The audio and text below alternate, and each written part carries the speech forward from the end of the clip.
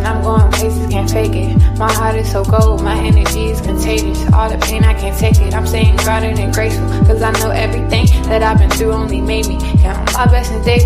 Yeah, they've been acting shady, but I don't take it personal. The memories fading, I'm enjoying the moment. I've been smelling the roses, taking time to reflect, stepping back, the truth unfolding, unfolding. Got nothing to prove, cause I'm about to blow. I've been in the booth, speaking through my soul.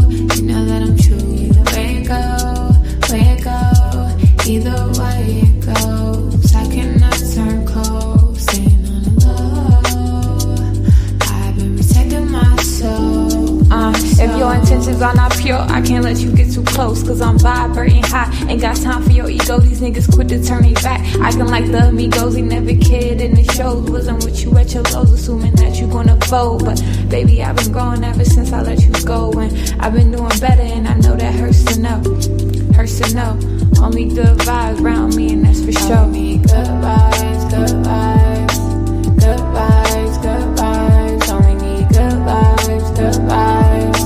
Good vibes, good vibes. Only need good vibes. Can't lie. Only need good vibes, good vibes.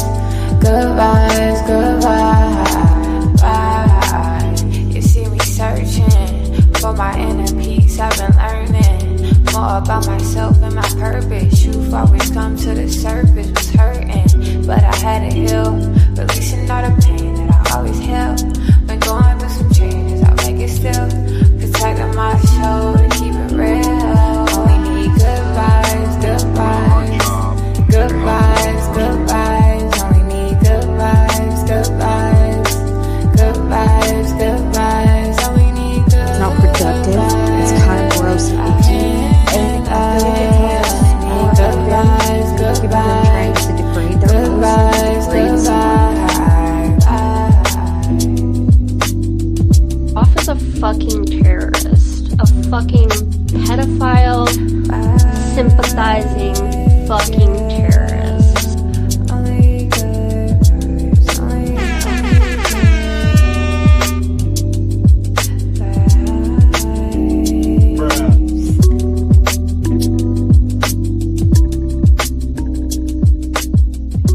Fuck you, fuck you, fuck you.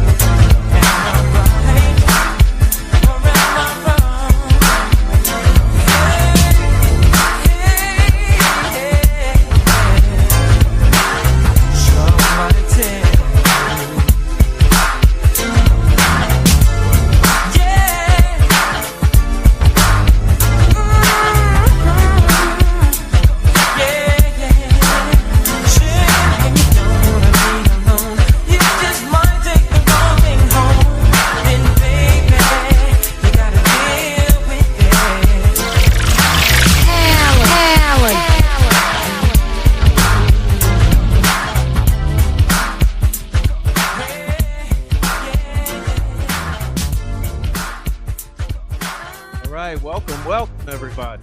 Happy Friday night. Happy Friday. Thanks for coming in and apologize for the 5 minutes of tardiness. You know how it works out over here, you know. Let's do a sound check. Let me see. All right, glad to see everybody. What's up, Dom S? Fur Baby Daddy, Dark Arts by Adrian. Geez, I'm gonna say hello to everybody. But wow, I'm looking at the comments come in. Good to see everybody. Thanks for the really nice vibes here coming in. What's up, Court of Public Opinion? Yeah, Deb, Quadaxel Mimi. All right, so let me see if I can see who's here. Okay, so we got Fur Baby Daddy, Critter Mama, Dark Arts by Adrian, Caden Christian, Mustang, Deb, Digital, uh, Love and Light for All, Heavy Metal Rehab. Noe's here. What's up, Noe? Who's your daddy? Augie Dog, Christopher, Caden Christian. I said that. Amy Dunn, Deb, David Rogers, Victims News on Air, Dom S. We got one on everyone. Okay, we got Who's Your Daddy? What's up, Who's Your? We got Augie Dog, Moonbeam 70s Child, Carla Ann, Critter Mama, Four Pit Bulls Across America. Says, welcome home. What's up, Four Pits? MJ Lewis, 1964. Kelly Lou Brown, Gaslight You, Rebecca Ann.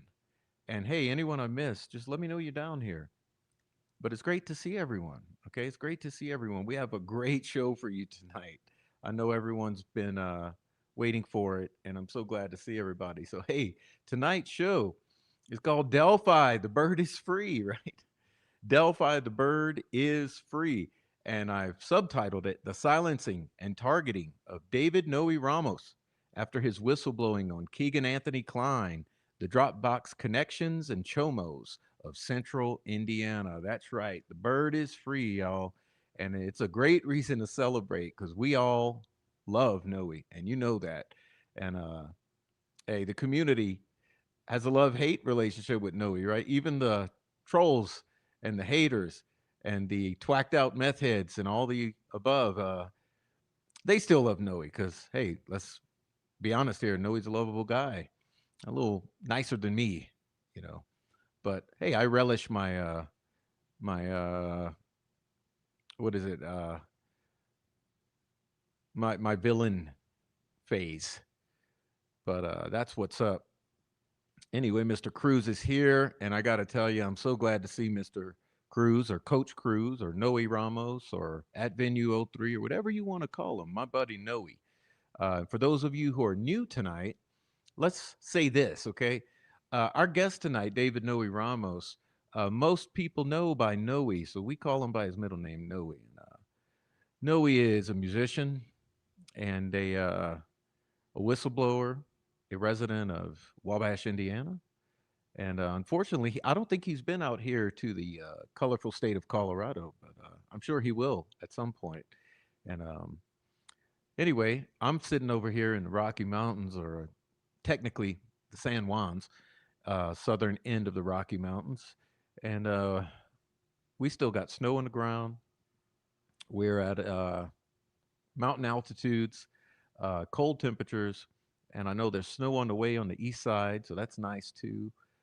Um, and anyhow, we over here on the Prof channel appreciate our live chat community so much. So what we've noticed here in the years I've been sitting here doing this is that the members of the live chat are the lifeblood of this community.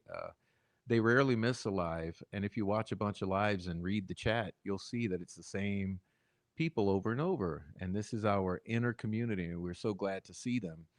And nevertheless, though, uh, for those of you who are new, we'll catch you up on some things tonight, and just be aware that you can dip on into the last handful of live streams and really get quickly caught up on our channel and our perspective here and what we're attempting to do.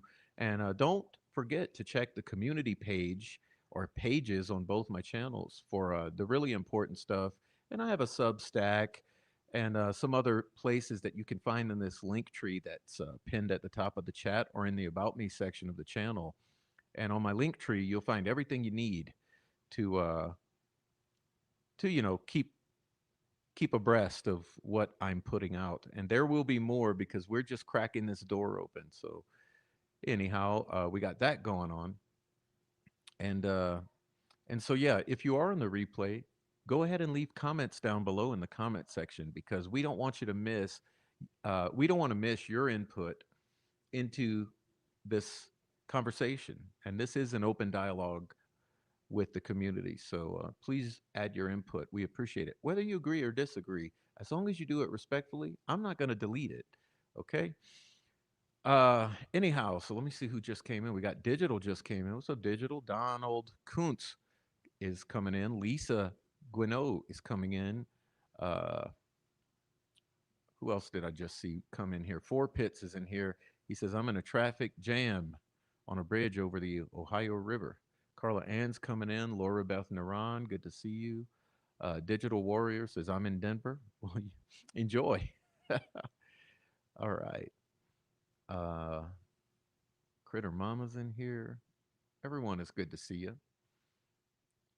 All right. Dennis McKean, hello. Welcome in. David Rogers. Heavy Metal Rehab says, I must say I'm so very proud of Prof and everyone else that has been looking for the absolute truth. I'm adding that word in there. I love y'all, and I must say it feels good to be on the right side of history. Yes, and it will. It will. That's all we're looking for, right? Anyway, I'm glad to see everybody. I'm just looking at all these comments and got me a little tied up here. There's so many. What's up, Deborah 2086? Hello, everyone in Prof. Okay, Nancy Drew 101's coming in. Hello. All right, Georgina Taylor. Hey, what's up, Georgina Taylor? Amy Dunn. What's up? Oh, hey, Christina's coming in. All right, good to see all the regulars here. Endless Creations 4642. Hello to you. Sunflower Soul 615. Thanks for coming in. Swade Smith, good to see you. Popcorn and cherry Coke time. All right, it's great to see everyone. Goddess, what's up, Goddess 3131? Good to see you. All right, thanks everybody for letting me know you're coming in. Yeah, so tonight's show, I really was looking forward to this. I have been because I've been in communication with Noe the entire time, like a few of us have, and I've just been waiting for him to be able to come and see everyone and visit with everyone, and also let us know about the past 6 months or his experience over there in Wabash County Jail. So we'll be talking to him, or the Hyatt Regency of Wabash County. And what's up, Deborah? Untamable. Who's her daddy? Thanks for coming in and letting us know you're here. Yeah, so everybody, we're going to put Noe's contact information up in the chat in a moment. But hey, without further ado, I'm really looking forward to get him in here. I don't want to delay too long, so I'm not going to hold the floor for another 30 minutes and delay us. But we'll just bring Noe in and we'll get started, and hopefully our audio works out. So let us get this audio together, and everyone welcome in Noe, please. So get everyone, please do a round of applause, and let's do this. We're going to say welcome in Noe. Hey, Noe. How you doing, man? Mr. Cruz, hello. How's it going? Good to see you. How's your audio okay? You hear me? Yes, sir. Good to see you. Good to see you, man. Well, it's time for a little comeback here. It feels good to be talking to you and knowing that you're still around. doing this, and you've done a good job. There's several out there, uh, a huge group that are keeping things relevant things, open and discussed. So that's really good, man. And thanks for having me. And I want to say hi to everybody who's there on the chat. It's overwhelming to see so many of them come to your show tonight to welcome me. Thank you.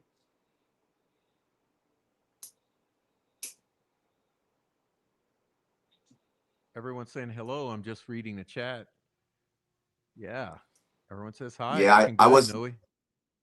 Thank you. I was doing a couple of things here and running around, and then, but I was listening to you, and you know, some names that I don't recall, but you know, for the most part, it's all good. It's a good community, and I'm glad everyone's here.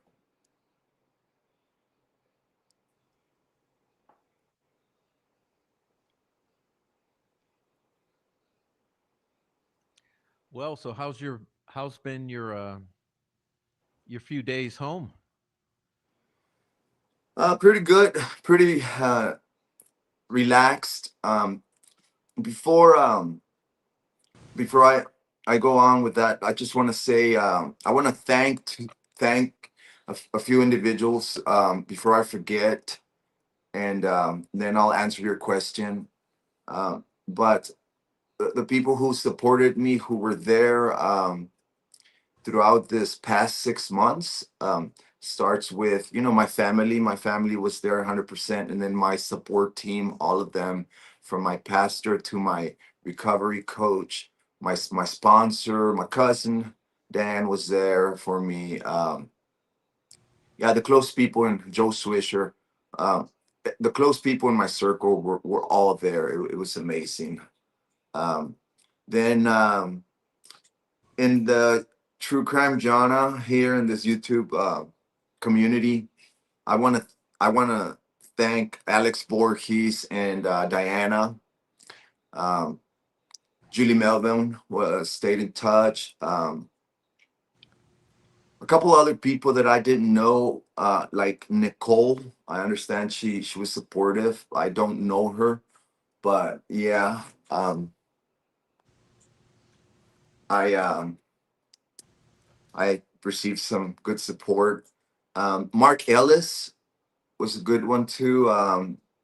All everybody that um, either supported me with communication and or to survive in there and keep things going, which I did. I think I did a pretty good job. I went in one piece, out in one piece. So Four Pits was very resourceful to me.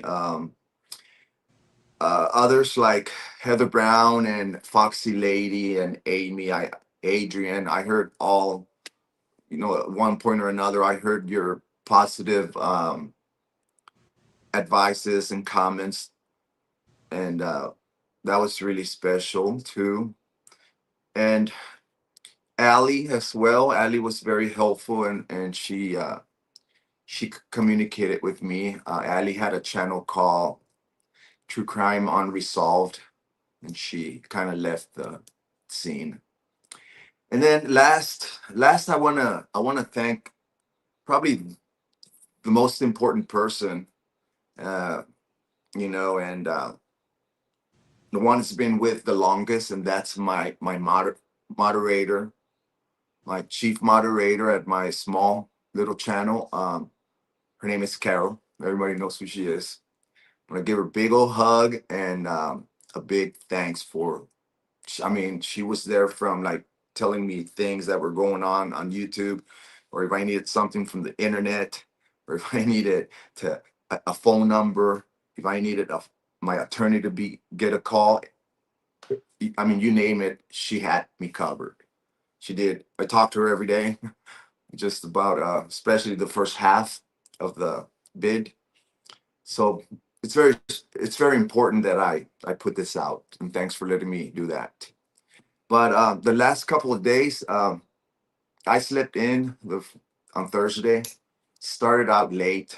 I think it was about noon when I got up, and I pretty much did a lot of stuff with catching up on finances and that type of thing, the bank, and the car, things like that. Then today was more of like uh, catching up with my programming that I'm going to continue, and this is voluntarily. I am not court ordered to do any, but so I got in touch with that, and I went grocery shopping. And I've been home for a few hours, and it's been just a relaxing time.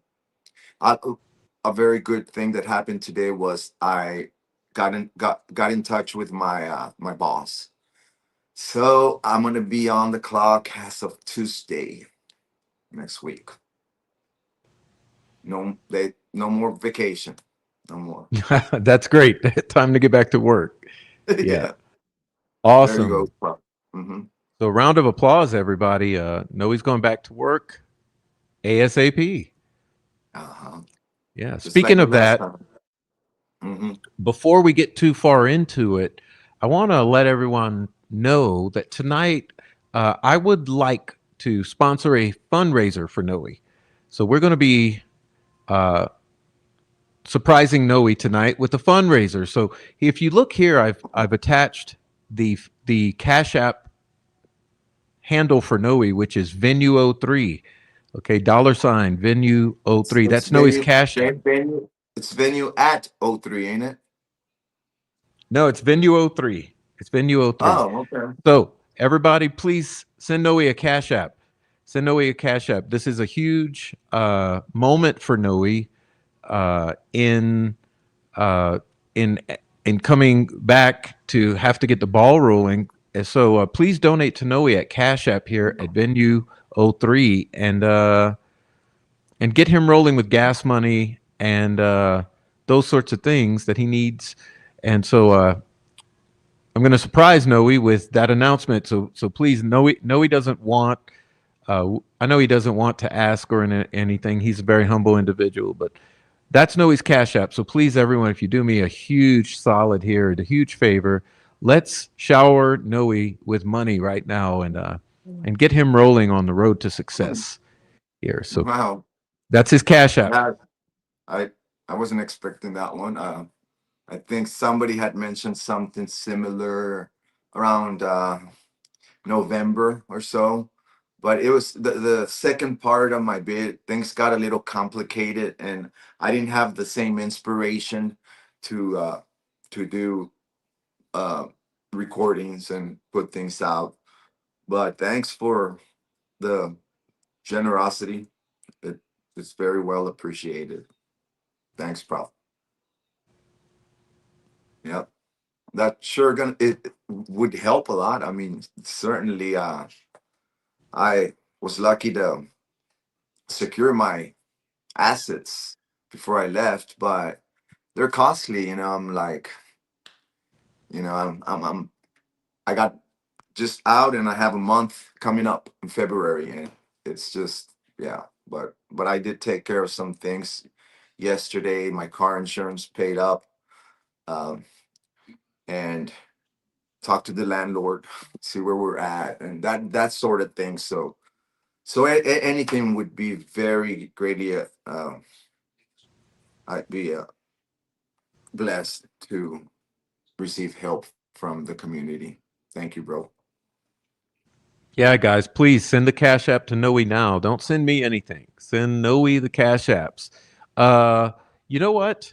Looks like Noe's in the same house, and he said he has his vehicle. So he said he secured his assets. So looks like he's good to go. But I know that you know you need liquidity in getting the ball rolling. So gasoline, food, Yeah, the absolutely. basics. And like you said, when do you go back to work? Tuesday? Tuesday. Yeah, Tuesday. Yeah. So Yeah, Noe would be back working. I plan to be in Fort Wayne on Monday at Awesome. 2:00. I'm meeting some friends at Sweetwater. So I said I'm not going to work Monday. I'll be there from like 3 to 6. I mean 3 to 9 p.m. That till they when they close at 9 p.m. So I'll be Mhm. there. I'll get there at 3 and be there till 9 p.m. So you can imagine I'm gonna be playing a bunch of guitars. Great. I wish I was there. I wish I was there. You know, I'd like Yeah, to play some. yeah, I bet I'd like to you pick would one love it out. there. Yeah, Yeah. dude. Uh-huh. Yeah.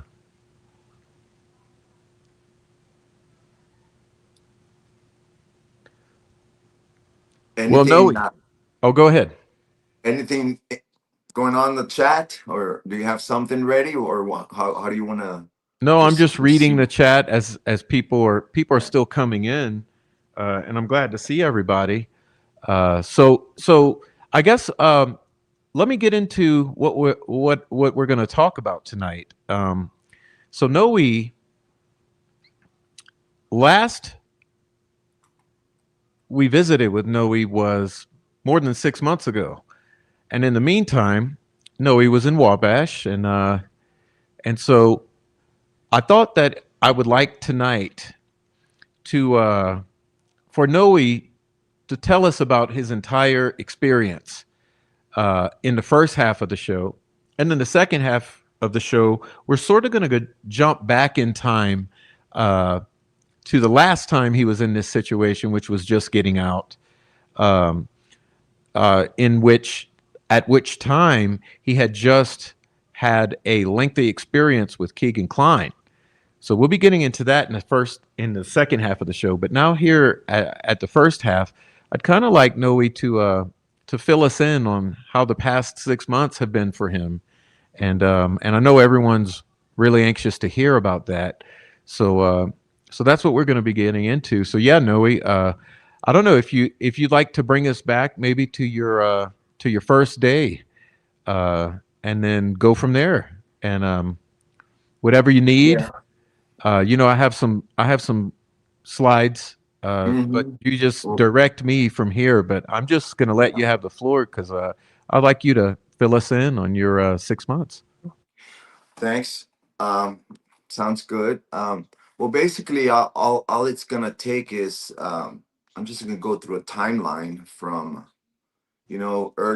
earlier in the year into the summer, and then basically to where we're at today, which is which is a new year, 2026, 6 months later.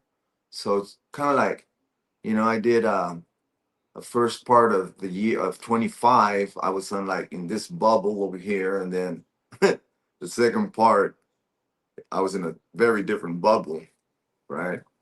So I can you know make that happen. It shouldn't be too difficult. But if we go just uh, a quick go over the first bubble, it'd be I started out the year, and I was doing two channels at the time, and on one of the channels I was doing some walking around and going to small towns, and I entered a place to film a home that burned in here in Wabash, and a baby passed, and little did I know that that was going to be a huge part, mistake, a huge mistake, and affect me later. And I went on, and I was able to get on a crew where I was able to like to travel a lot for work. That would have been like March, and I started traveling and working, you know, in state. Was not allowed to travel out of state, so I was doing a lot of work for my company here in northern Indiana, north central, and in the Indianapolis area.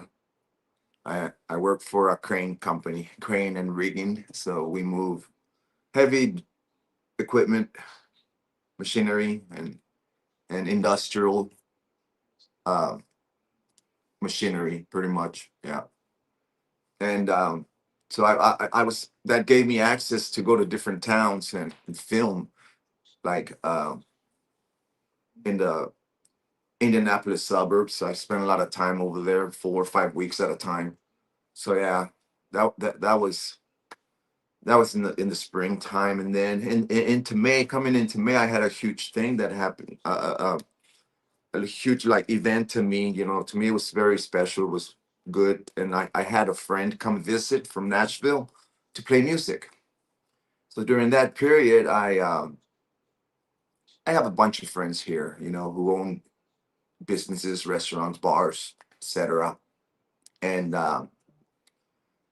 I guess I decided to go play at a winery, but I knew I was not scot free. I knew I was safe to play there because the blue in the Coppertooth, the Coppertooth Winery and Bistro is a venue where you have a winery bar on one side, and there's like a whole wall, a full wall. Okay, this is not like a partition wall, a full wall that divides the bar from the music venue.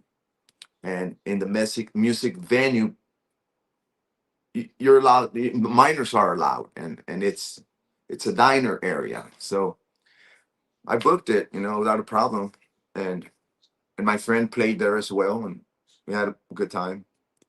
So then we moved forward and into the months of June and July, and I started getting,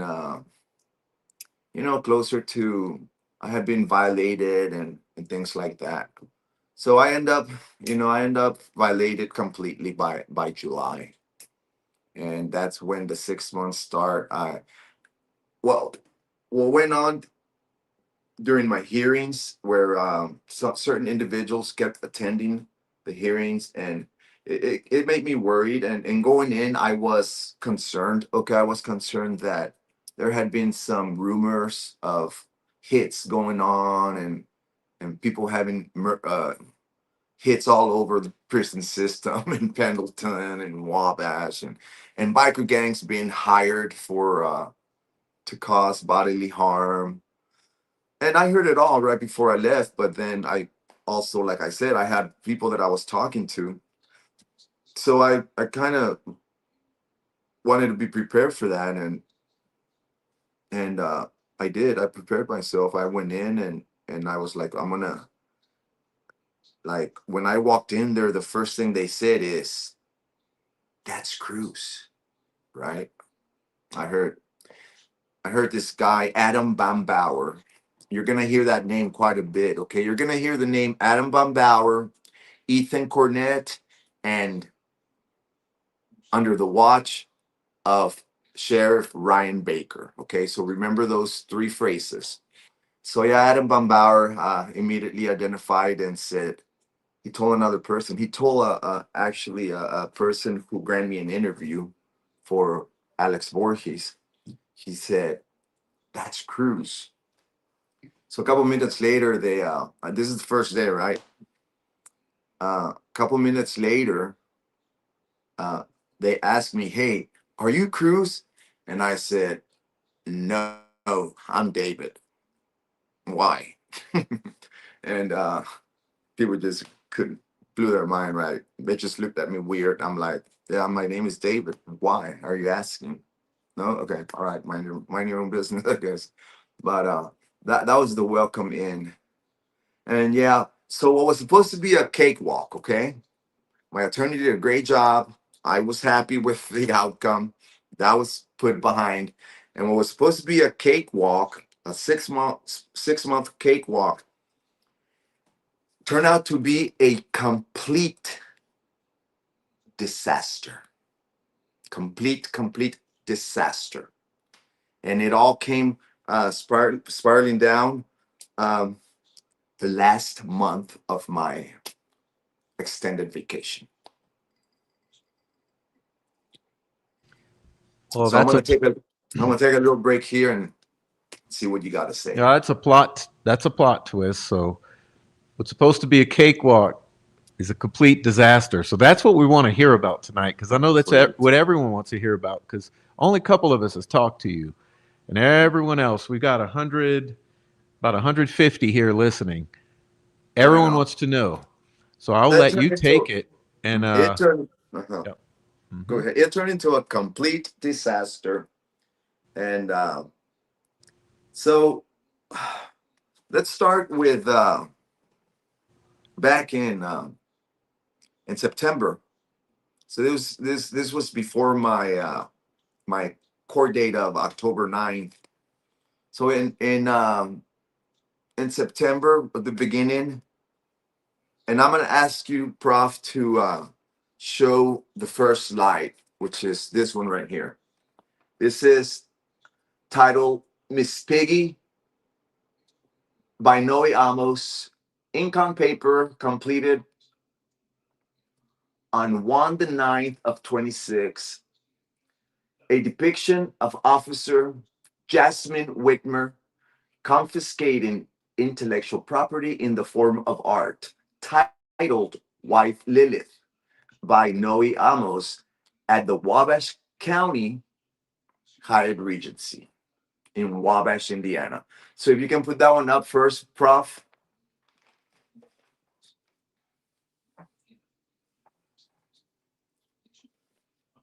Oh, if you just put it up when you're ready, I'll start talking. All right. So the first thing that started to smell pretty weird to me was that this lady here, Jasmine Whitmer, decided that they were going to do a search in my room, and I had been getting swatted, so to speak, right? The first week it was for a cell phone. Then into the second and third week or so, they kept hitting me, and for I think I went live on a couple of streams with Alex Voorhees. Then work our way into September, the beginning of September, they hit my house again, and or my room, and this lady asked me to give her my file with a bunch of art that I had put together, right? And and she found the wife Lilith replica that I was working on for Alex Voorhees, and she took it away, and she said that she would put it in my property, and she said she was not comfortable with that image being in that dorm, and she was going to take it and put it away from me. Okay, so an hour later she walked by again, and I asked her, hey, is everything cool with my picture? I was gonna use that on YouTube, and you know publish it with a channel and present it, and I want to be able to do that later, right? And she said, oh no, I disposed of it. I actually changed my mind, and I'm thinking of writing you up.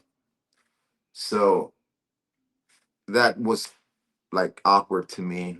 Like an hour earlier, she had told me she was gonna um, save it in my property. An hour later, she tells me it's gone, and I may get a disciplinary write up. So I got kind of pissed, and I went ahead and I wrote a grievance. I wrote a grievance where I claimed that I'm a lance free artist. I'm an illustrationist who I've published work, and I I I grieved that Officer Whitmer had been dishonest, and taken my art for no reason. Right? She didn't. She really didn't give me a reason why she was taking it. She was just not comfortable with the thing that certain image being in that certain dorm. Now the image was censored. Okay, it was a topless image of uh, a, a depiction of wife Lilith, but it was censored. The no nudity was shown or anything. And well, to make the story, to get here to the end of the story here, so at the end they end up agreeing with me and saying that, you know, my grievance merits warrants merit, and they I claimed, I said that that image I could have possibly generated $50 to $100 after published, and that I was asking for $75, and I feel like that was a fair price, and they went ahead and agreed that Miss Whitmer, she messed up in a couple of things here. She did not give me confiscation papers, and number two, my art is protected by the First Amendment and also by state and federal copyright laws. And that's exactly what I claimed, and that's exactly what happened. And the Wabash County Sheriff's Department reimbursed me for $75, and that's the document that Prof has up. And Prof, if you want to help me here a bit, can you look at this document and can you read?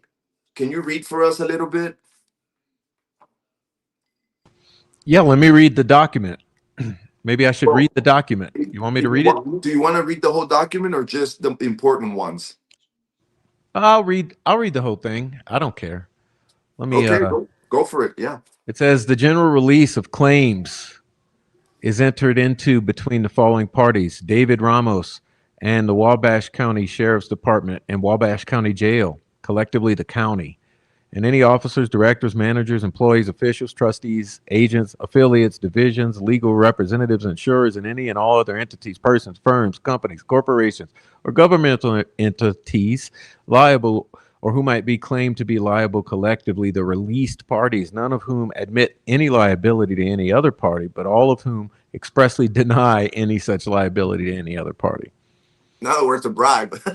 Yeah, the parties A here too bribe. understand and agree that the definition of released parties is to be given the broadest possible construction.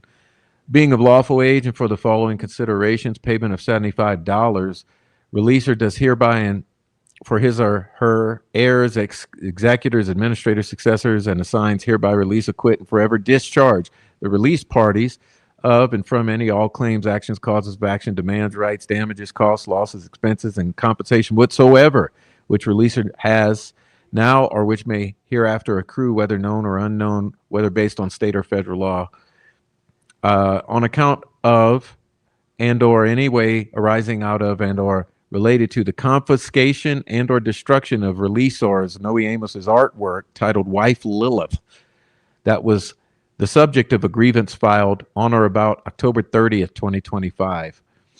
So I'll leave it at that. So basically, Mhm. yeah, and then there's I wanted you to read the number two. Just go to number two and just read the underlined lines. There's like 4 lines. sure it Right, says it right in the middle says section. Hmm.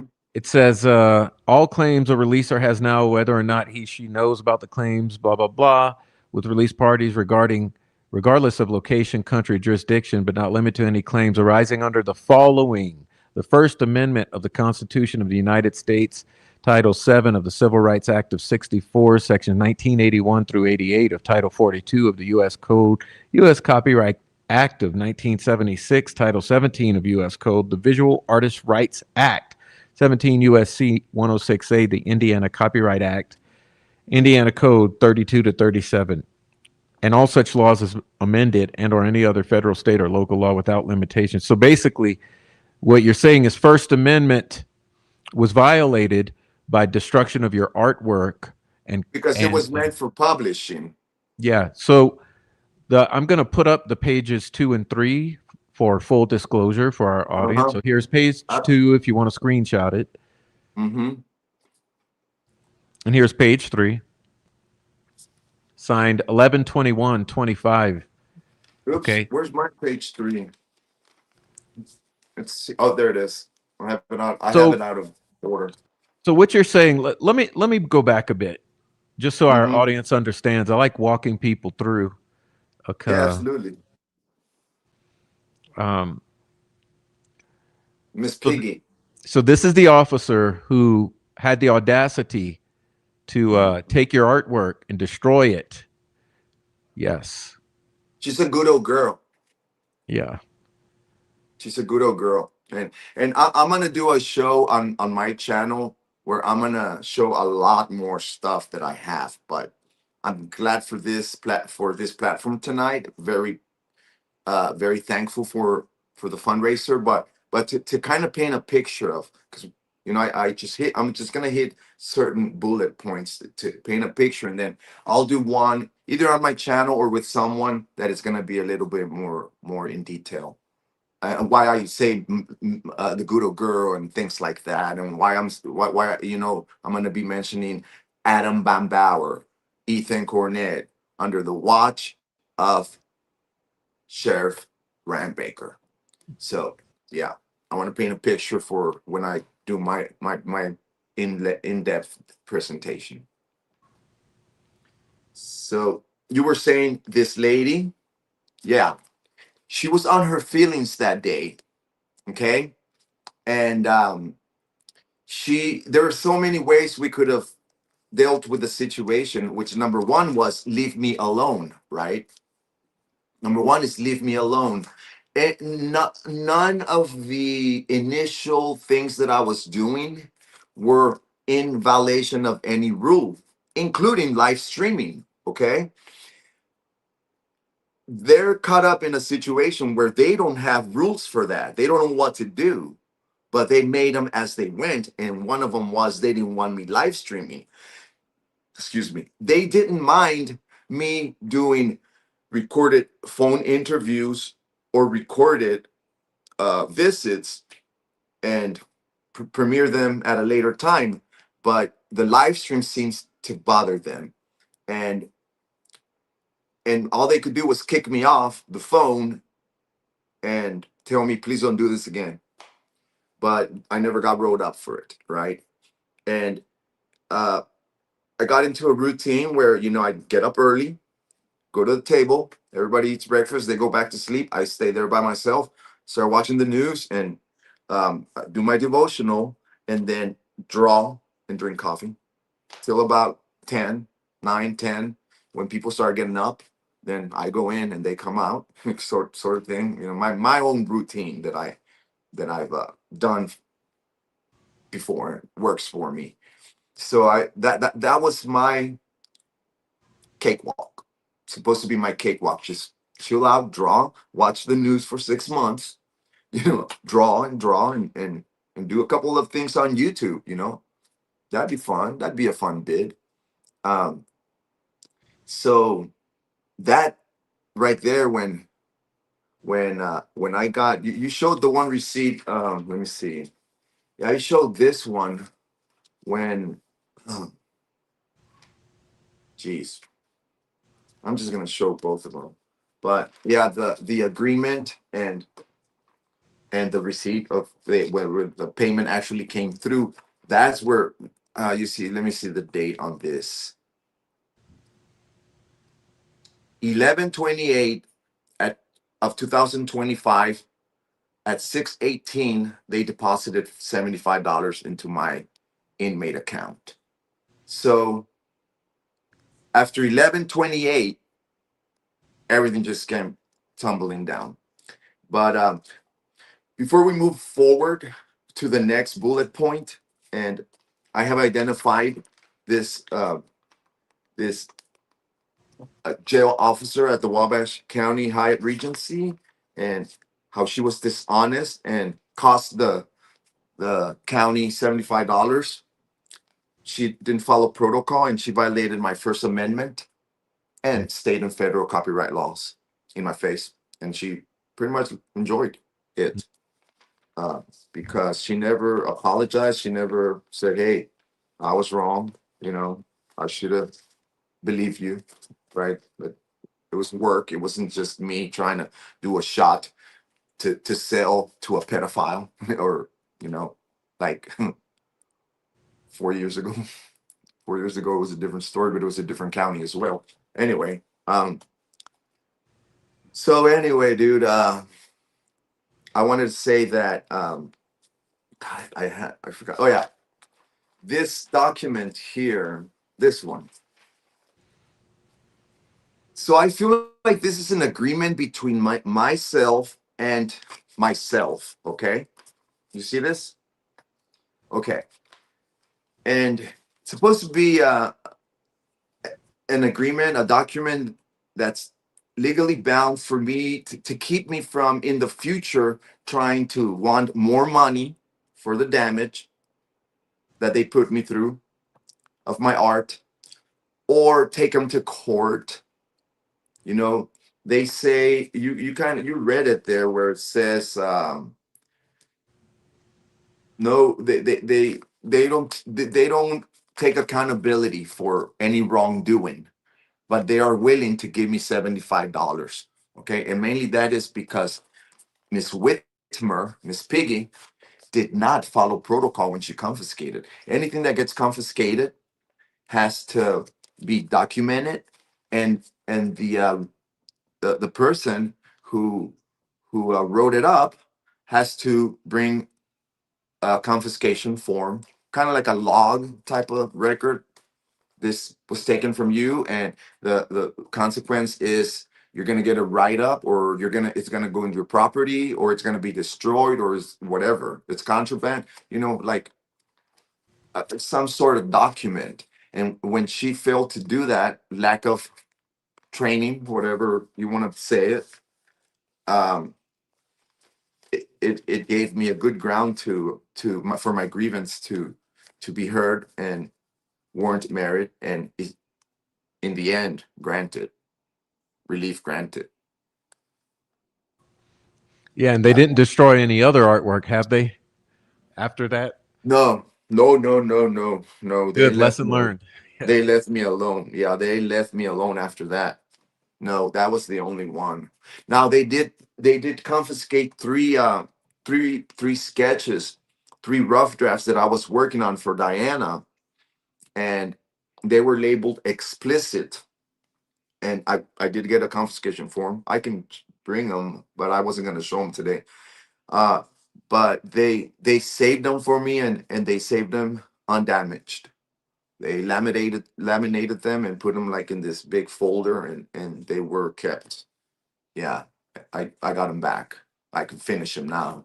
They the reason they gave me was explicit, and it was just put on property, no reprimand, no reprimand. So they did follow the protocol. So yeah, that was the first, they're getting kicked off the phone during live streams. They come looking for cell phones and electronic devices. Then the write up. I mean, the write up, or not the write up, the grievance, or for this, the art she confiscated.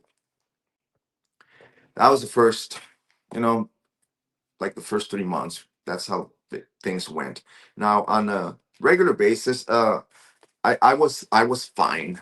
I think that the most dangerous individual in there that I was most worried about in terms of any type of, you know, violent violence or anything like that was a dude they call Noe. That's what I was worried about, because nobody there. After like the first month, I could tell that nobody there was into the YouTube stuff. They had heard about the case, but they were not into it. Um, we had nobody really. There was one guy who had lived in Florida, but like in the 80s, and there was another guy who was from Walton, which Walton is not too far from the area there. It's between Kokomo and Delphi. Um, so yeah, I was kind of relaxed. I was kind of relaxed because I knew that this fools didn't didn't pose much of a threat, really. Um, so then what happened next was the next big thing or event on the timeline would be the hearing of October 9th. And I put out a letter, and for a very good reason, because I was being told, I know that I already explained this, that before I checked myself into the Hyatt, I knew for a fact that certain people were talking about hits in the prison system. Uh, I had been followed to the courthouse multiple times by individuals who there's reasons to believe that they are not very stable and could be dangerous. Um, I know for a fact I've seen evidence, and and then I also knew that Frank Meister had put out that Eric Erskine had hired three bike gangs to cause me harm. So I knew that much, but during the time that I checked myself in up until the October 9th, something happened in between there that pissed me off. I had a hearing in September, and it was a status hearing. It was a hearing that was scheduled on a Thursday, I believe, at 9 a.m. And um, my attorney told me that I didn't have to appear, and he was not going to bring me out there. He said, "You're just going to stay. I'm going to come in and finalize the plea, whatever the attorney, I'm sorry, the prosecutor is going to offer, and I are going to sit down and work it out. I'm going to get you the best I can." And he wanted to get me out on EHD, electronic home detention. That was his goal, to get me out. Okay, he tried. He's a fighter, Eldon Stoops, out of Manchester. First time I hired him, but I've known him for 20 years plus. Anyway, so I got word that certain individuals had showed up and were making announcements on YouTube. Oh, I'm gonna be there. So and so, we're all gonna go. Meister, uh, Bossy, Jinx, the usual suspects. Okay, we're announcing on YouTube, community posts, and everything else, and they were gonna go and wait for me out there as the van arrived. So Obsessed for junkie that reason, stalker. and They for are the the reasons most that I fucking explained unhinged prior creatures to me on checking in, earth. that had happened in the Obsessed months of junkie between stalker. March and July, I wanted to play it safe, and very rightfully, I wrote a letter to the court and explained to the best of my ability, in nice and short and simple terms, certain individuals are announcing and promoting on social media to be there to harass and possibly cause bodily harm. I mean, what is wrong with that? And the reason I did that was because I wanted to have full documentation of everything that has been happening, and I have plenty of documentation of things that have been happening in the last 4 years to me, uh, in regards to this case. And it's my right, if I'm not comfortable with a situation, and if I feel threatened, or that my safety is at risk, I have every right to make a report or to make people aware. And in this case, it was my personal court proceeding for a private legality. So, I mean, I'm a private citizen. Now, I understand that it's a public hearing, and I understand that it's public record. But who in the hell goes to other people's hearings 8 times in a row? You know, who does that? I don't. I never have, man. This is Uh, like the first time. This this is the first time that I ever go to some other person's. It's Well, it's the obsessed junkie stalkers of Central Indiana who have stalked you for 3 years now, ever since the moment you came out and spoke out Word. against Kegan Kline. But we're going to talk about that later. Yeah, we're going to talk about that Yeah. later. Uh-huh. Keep Well, going. and I remember going to as a witness when I was in high school. I was a witness to a little high school crime that happened in my high school, and that was the only time I ever been to someone else's hearings, man. Anytime I went to a hearing, it's my hearing. But yeah, so I'm like, and then something that happened in the July or no June in the June hearing, court proceeding, where one of these individuals, as I walked in, I noticed that she was making communication with an inmate, which to me was strange because this person's like from 4 counties away. But oh well. And when I kind of made the connection, I see who she was kind of doing sign language with. Uh, I knew I kind of it just gave me a bad feeling, and come to know later was that they're trying to send message kite. They're called kites or messages, whatever you want to call them. Hey, this guy, when he goes in, take him down, take him down, take him down. Okay, and I don't know, that could be a hit, right? So very rightfully, bro, I wrote that letter and I reported, hey, this might happen. You guys be aware, okay? Be aware. I mean, on my previous I don't know how many hearings, but on my previous hearings, there had always been some kind of back and forth or follow each other with a camera type of thing in the parking lot of the Wabash County court building.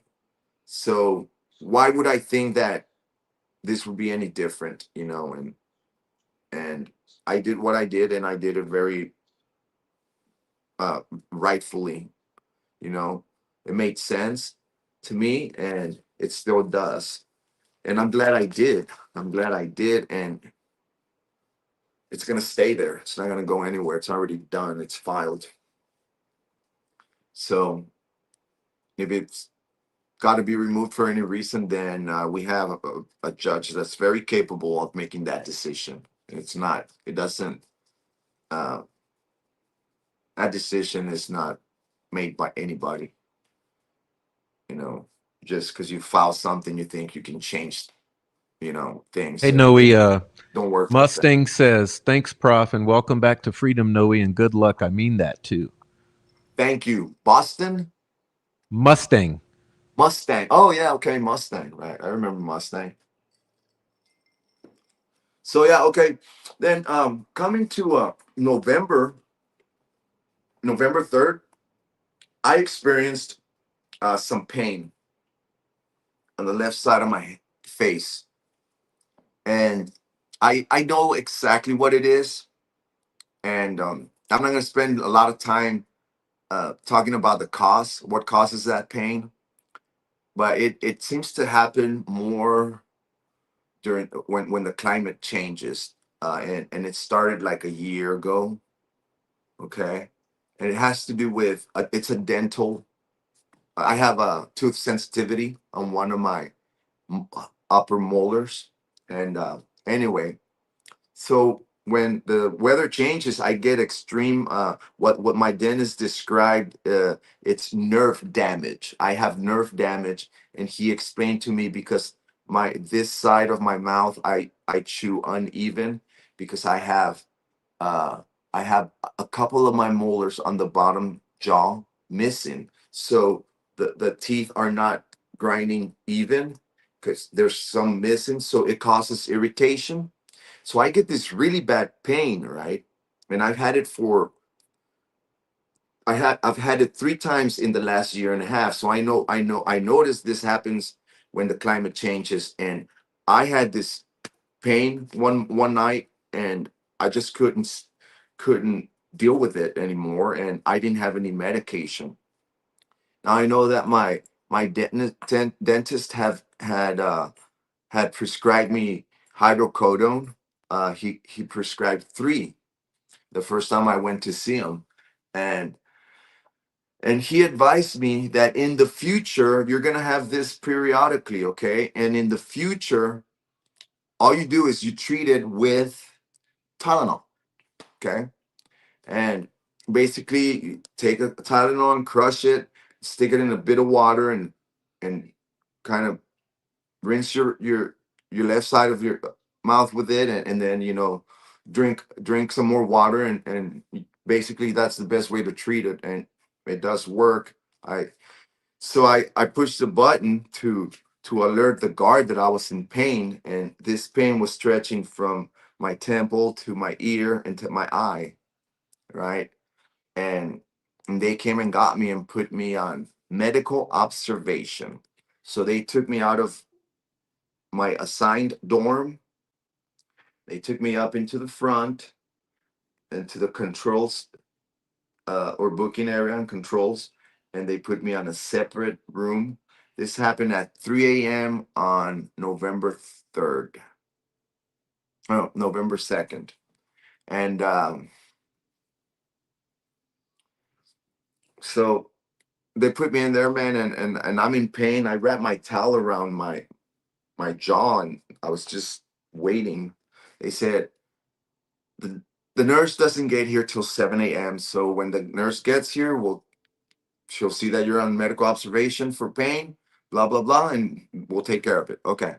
Well, Prof, it was 9 p.m. 19 hours later, okay, before I got to see the nurse. Okay. So 7 o'clock came, and I refused my breakfast tray because I was in so much pain. I didn't want to mess it up for the before I saw the nurse. And then what else came in? I think that day they handed me some commissary around 9 a.m. Then I had lunch at 11 p.m. At 11 a.m. And at that moment, I asked the officer passing the breakfast tray. I asked him, "Hey, what happened to the nurse? I've been here all morning." And they said, "I don't know." Well, the day goes on, dude, and it just goes on with me pushing the button, asking for a nurse, and nobody knew. And then they were like, "We don't know why you're here." And then dinner comes, same thing. And at that point, I'm like, okay, well, I'm gonna call people, and I called Carol, I called my family, and got in touch with my attorney, and my attorney said to me, keep being persistent. Well, I did. I kept being persistent, and I kept pushing the button, communication button, and every officer on first shift, and then now second shift, because it's after 4 o'clock, that's when they switch, or 3 o'clock, my bad. Nobody knew why I was in medical ops, and I had not seen. Nobody knew if I would even see the nurse. So at one point, I'm like, dude, this feels like you guys put me in the hole. I'm in pain, and instead of you know, I'm here to see the nurse. I should have seen the nurse. I could have seen the nurse in the AM. It only takes a minute to administer Tylenol and water, and this whole time, like, I look up on the wall, dude, and there's like a KKK symbol on the wall. So all day I'm in Whoa, pain. whoa, whoa, whoa. What? Yeah, it's So, labeled. The door's labeled with the KKK. so all you wanted was a Tylenol or two to, yeah, One, at for the least one. pain. Oh, and I offered to pay for the Tylenol. Mhm. I offered to pay. They're $15 for one. So all I wanted was a Tylenol, Prof. Yes.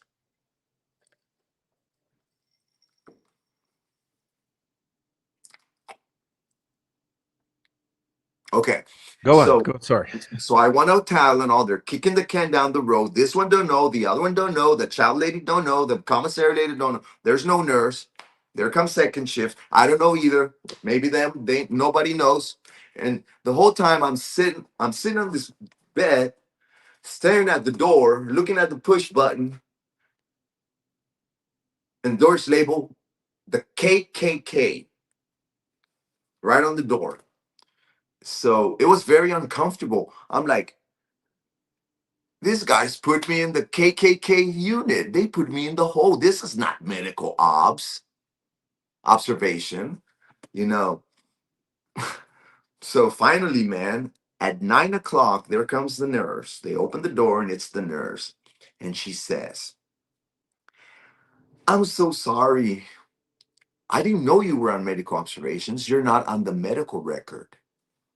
And I said, what do you mean? I've been here since 3 a.m. I've been here for 19 hours in pain, and all I need is a Tylenol. And she said, well, look, I'm going to give you a courtesy Tylenol for your pain and for your long wait. And I'm sorry, but nobody told me you were here. So that to me sounded like medical negligence. Medical negligence. Negligence. Right? Is there something called medical negligence, Prof?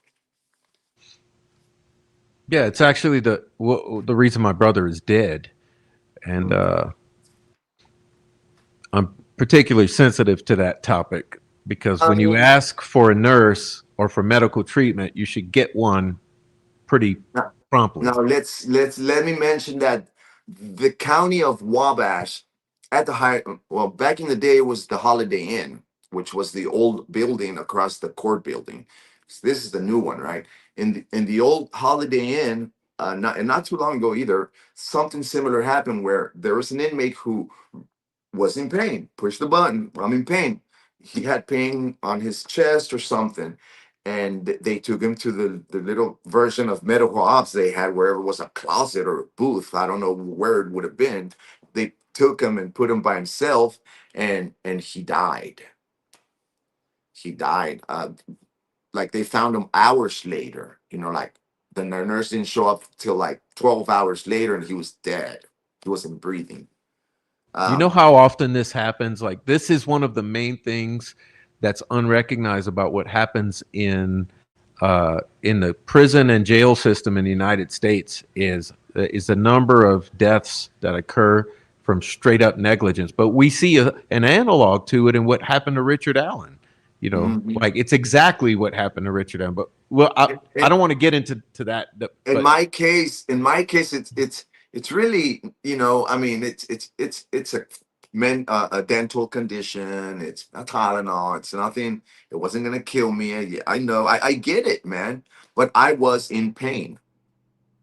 You can't change that. I was in extreme. On a scale from 1 to 10, it was a 10. Okay, it wasn't something that okay, I can get by. Okay, so I'm thinking you bring me out here at 3 a.m. The nurse gets here at 7. Okay, I understand. Maybe the nurse has to do it one, two, three, couple things. Maybe even do her morning med pass, right? So let's say morning med pass is usually at 8 or 9 a.m., right? That's when they start. Okay, so she might be done by 9:30 doing med pass, or 10 even. She could have seen me then, or she could have seen me right before she did med pass or whatever, and just give me the Tylenol, check me off, you're done, and then have them put me back into my normal housing condition. But no, they let me sit in a KKK unit, B11, Bravo 11, from the out in the booking area and the controls area of the the compound, labeled the KKK clearly. All right, and when the nurse Courtney, which I should say Nurse Courtney was fair and nice, and she took care of that, and they apologized. The nurse apologized, at least. I never heard anything from the officers. But I said, look, man, I've been here since 3 a.m. I'm in pain, and come here. Just come in a little bit. Okay. There's cameras everywhere. She's got a camera here and there's a camera up there. So just come in a little bit, okay, and look at that. I have to stare at that. I've been staring at that sign for 19 hours in pain. That's not medical ops. That's the Nazi hole of the compound. Is that where they put the individuals they deem suicide watch? No, That room? different Okay. classification. All No, right. this is medical ops. Is when someone says, like for example, I have, or they break an ankle or something. They put them there, and immediately the officers who put them there have to fill out paperwork and enter it on the system, and say, hey, so and so, it's in medical ops B11. So if it's a severe thing, then I guess they go take care of them, you know, as needed. uh, Allegedly, I don't know how they do it. I mean, but that's the basic idea. It's called medical ops. It's not suicide watch, no, or solitary either. Or which solitary is what you would call the hold, right? Punishment. So I feel like I was in the hole, not in medical ops. And I told them, you guys put me in the hole. This ain't no medical ops. I mean, the nurse should have known that I was there for pain. And every guard that I asked what? At least 4 guards, or they're called officers. 4 officers on first, and at least 4 on second shift. Excuse me. That's someone should have known something. I mean, someone could have go alert the nurse and say, hey, he's been here since 3 a.m. I'm pretty sure that they would do it for Adam Van Bauer or Ethan Cornett under the watch of Sheriff Ryan Baker. They would have done it for them, but not me. I waited 19 hours and in pain and in a very uncomfortable situation. Yeah. So now we've covered 2 bullets here. The violation of the First Amendment, medical negligence, a little bit of hassle in the beginning with the phone and the live streams and somebody calling in, he's got a cell phone, he's doing live streams, and others calling from out of state and saying it's a security risk, he shouldn't be on a live stream because Let's stop there. Let's stop there. there's a live chat. Let's stop there so the audience can really understand what you're saying. What you're saying is the junkie, stalker, harassing troll farm members could not handle that you were speaking from inside like everybody does. So they called on you multiple times, like they are known to do, in order to have you harassed and penalized for doing what everyone does, which is talking on the phone to people outside. Yeah. Well, what right before I went in, they were doing it by let's just say we know what we're talking about. He was doing it by calling my phone 50, 60, 70 times plus during a 2-hour period. Okay. And he was kicking me off, keeping me silent, kicking me off. And he found a way to do it while in there. Yeah, they couldn't stand that I was putting my face and my voice out from inside the cage. What was it called? I did several shows with Voorhees called the Update with the Birdman from Inside the Cage or something like that. We did about 5 of them from the inside. Just for our viewers, this is not from Noe's phone. This is from my phone. At the beginning of my live stream last week or so, titled "An Inconvenient Truth," I didn't really say anything to the public, but at the beginning of my live stream, "An Inconvenient Truth," a week or 2 ago, this is what happened to my phone. Now let me show you, because this is just one of the screenshots, because of course there's another one. Now look at the times here. Look at the time: 7:09, 7:09, 7:09, 7:08, 7:08, 7:08, 7:07, 7:06.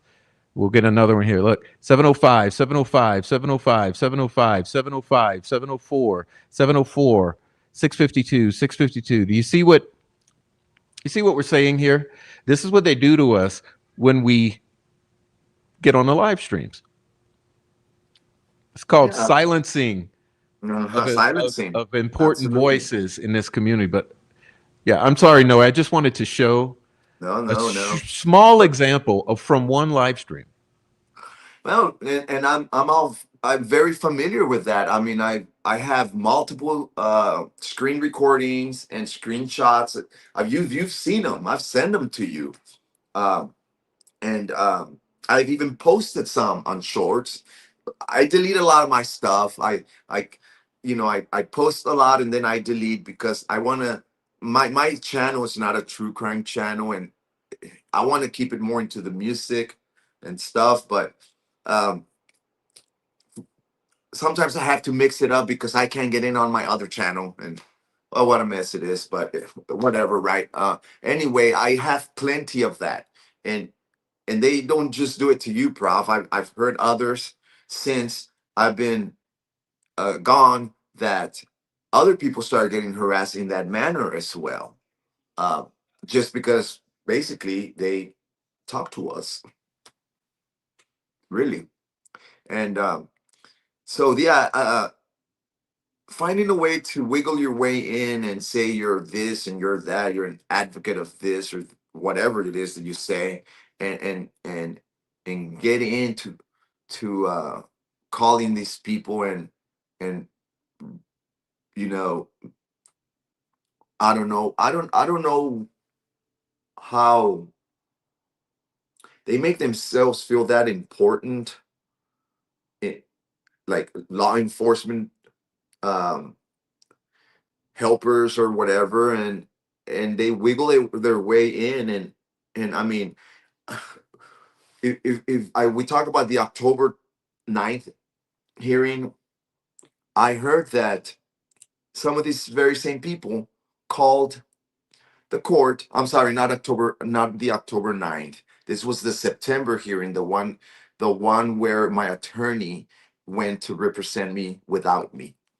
I heard that some of these people called the clerk of the county to demand and know where was I because I had a hearing and I was supposed to be there and they didn't see me get off of the van. And there's 4 or 5 people out there waiting when the van arrived and they didn't see me in the van. So where is he? Where did he go? And I also heard that some of these very same people were reporting that, oh, I caused a ruckus and a fight, and that's probably why they didn't bring me out to the hearing, because I must have gotten into an altercation or argument during the process of transporting me there. So typically when that happens, they don't take you to court.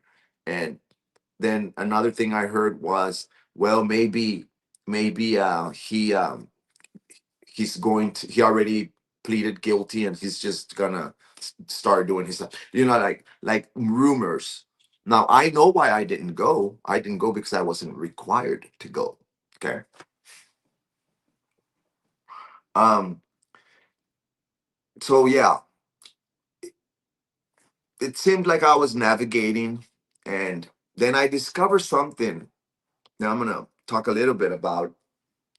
I discovered something called 21 pouches, and I'm going to let me show you some letters here. And this stack here is mostly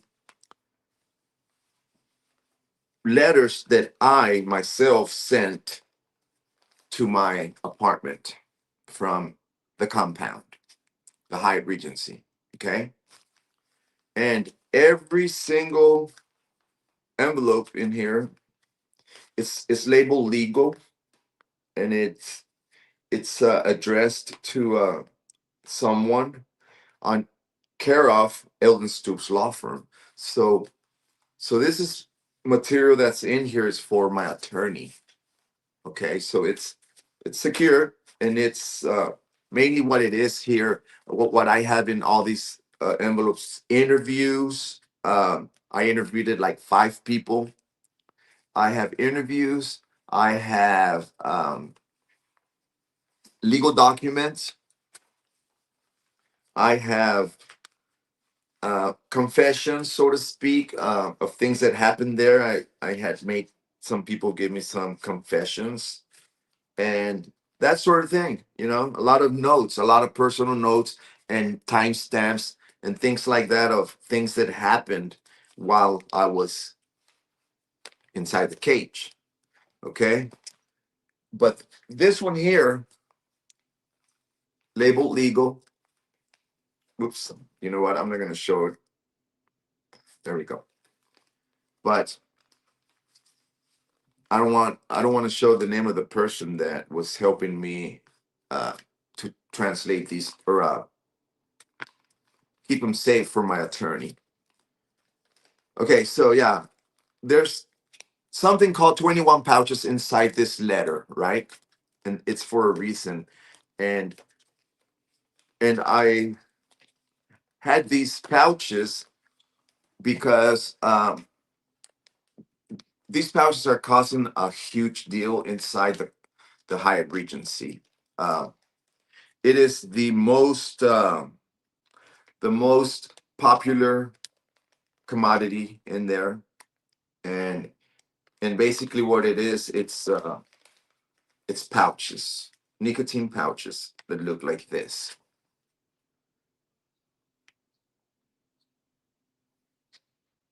And these pouches are meant to be used in a manner like this. You grab the pouch and you you dip it, right? And it gives you some kind of nicotine rush. Okay. So that's what's going on right now in at the Hyatt Regency, is that these things have become the most important thing in there, and people are fighting for them. They are giving out their trays, commissary trade back and forth, and all that stuff is getting to the hands of people who shouldn't be using them, like minors under the age of 21, because we have inmates who are 18 and 19, the young pedophiles of North Central Indiana, the the ones that are okay. So these I wanted to secure these because I want to sit down with my attorney once it's all said and done, and I want to sit down and just as I am explaining here tonight, I want to explain to my attorney my timeline of what I feel were, you know, violations that someone should be held accountable for. And so yeah, they came in and searched me, and they realized that these pouches were concealed in here, and they confiscated them from me. But I got them back because, remember, they had to follow protocol now. They had to give me a confiscation form and give me a resolution of what the outcome of the item. And I fought this case, and I said, "Look, I understand." Okay, let me back up a little bit so people understand. Okay, we'll come back to the legal part of it. But me knowing how to navigate through the system, while confined. I knew that this product here, this is the Kefi. Okay, this is the coffee that everybody drinks in there, and this is high commodity, and it always had been. In the past, I've even seen inmates use this product and and put some on a surface and cut lines of this product and snore it, and then mix very strong shots and drink shots of them, like with very little water, like concentrate caffeine with snore and plus snoring a line of this. It's common, and this was the commodity the last time that I was there. I wasn't aware of these things. So when I saw what was going on, man, I was observing everybody, and I said, well, if everybody wants these, well, then I better get me some. So I bought some. I bought some. Noe. Now. now I had the pouches. Awesome. You and I talked privately, Uh-huh. and you were telling me a little more in depth about these pouches. Would you go into that for the listeners so they can understand? Yeah. Can Um, you mhm. do the Ethan Cornett, this one here? At some point, you don't have to rush it right now, but at some point, it'd be a good time to show them this depiction, and I'll read the description real quick. Yep, I call it "Can I Have a Cookie" by Noe Amos, a depiction of Ethan Cornett while at the Delta 6 block of the Wabash County Hyatt Regency, depicted by artist Noe Amos. Ethan Cornett, the nephew of State Representative District 52 Larissa Sweet, convicted child exploiter in Wabash County, sentenced to a state hospital. Okay, and I signed it, and I said, at venue 3, the Byrd, Noe Amos, all rights reserved, copyright. So that's the description of this one. Thank you, Prof. Okay, so what's going on with these, right? I got a hold of them. I bought a couple. You're allowed to buy 2 packs 3 times a week: Monday, Wednesday, and Friday. Okay, and Whoa, then that's a lot. How many are in each pack? each pack has 21 Whoa. pouches, and they are $12. Wait. Each pack has 21. Pouches. You can This buy is a full two pack. per week.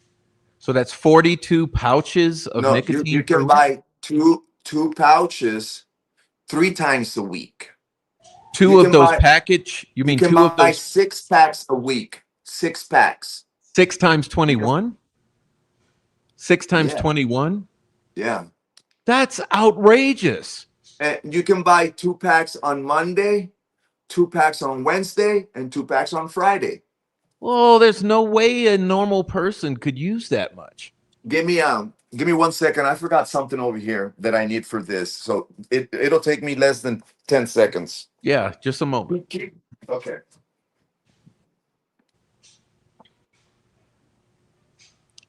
Yeah, guy, that's outrageous. You know how I know? Okay, I'm very familiar with these nicotine patches. You can each of those nicotine patches will last you an hour. So you can use one, and then a few hours later another, a few hours later is another, maybe 4 a day, 5 a day at the most. Okay. Did Noe just say 6 times 21? What is that? What is that? 126 patches a week? Or pouches? Why am I saying patches?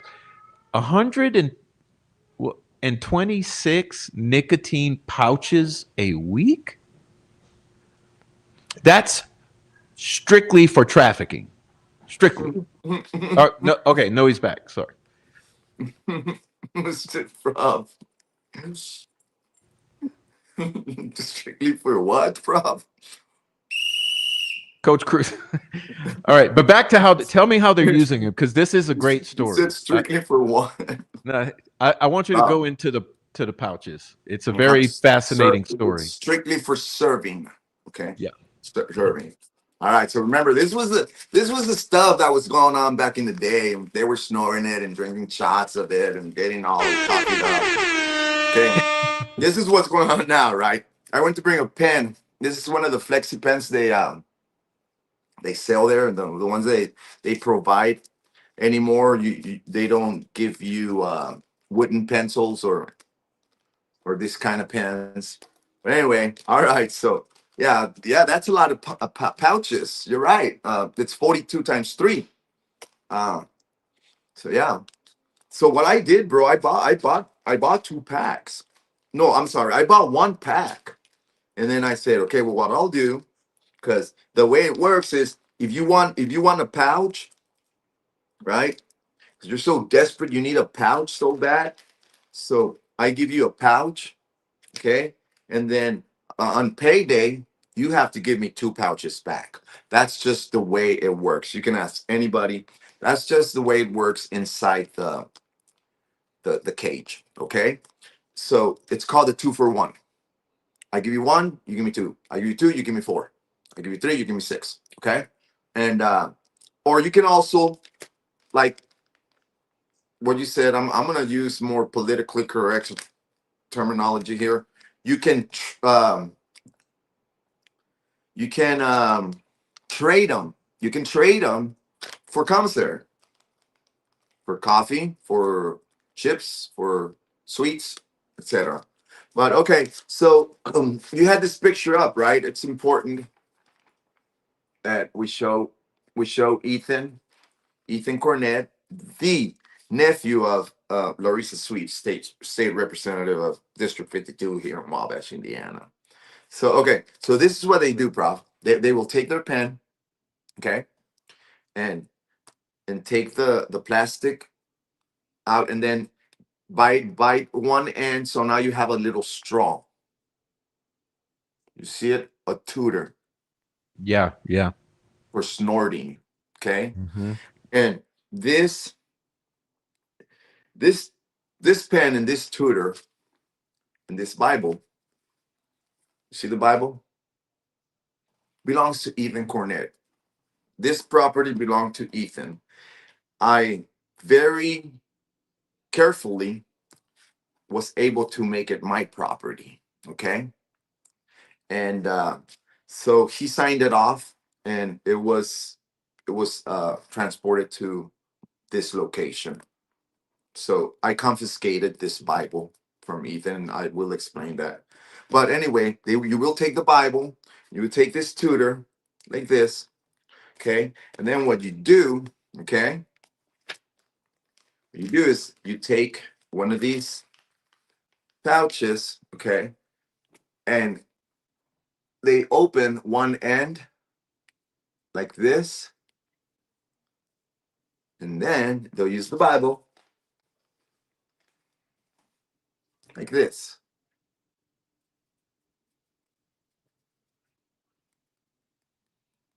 okay? Then we'll take a card. I didn't bring that damn card. I don't have my wallet, but um, playing cards, a deck of cards. They'll take a deck of card, right, and make lines.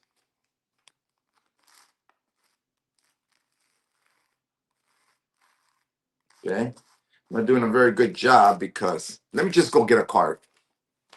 I'll be right back.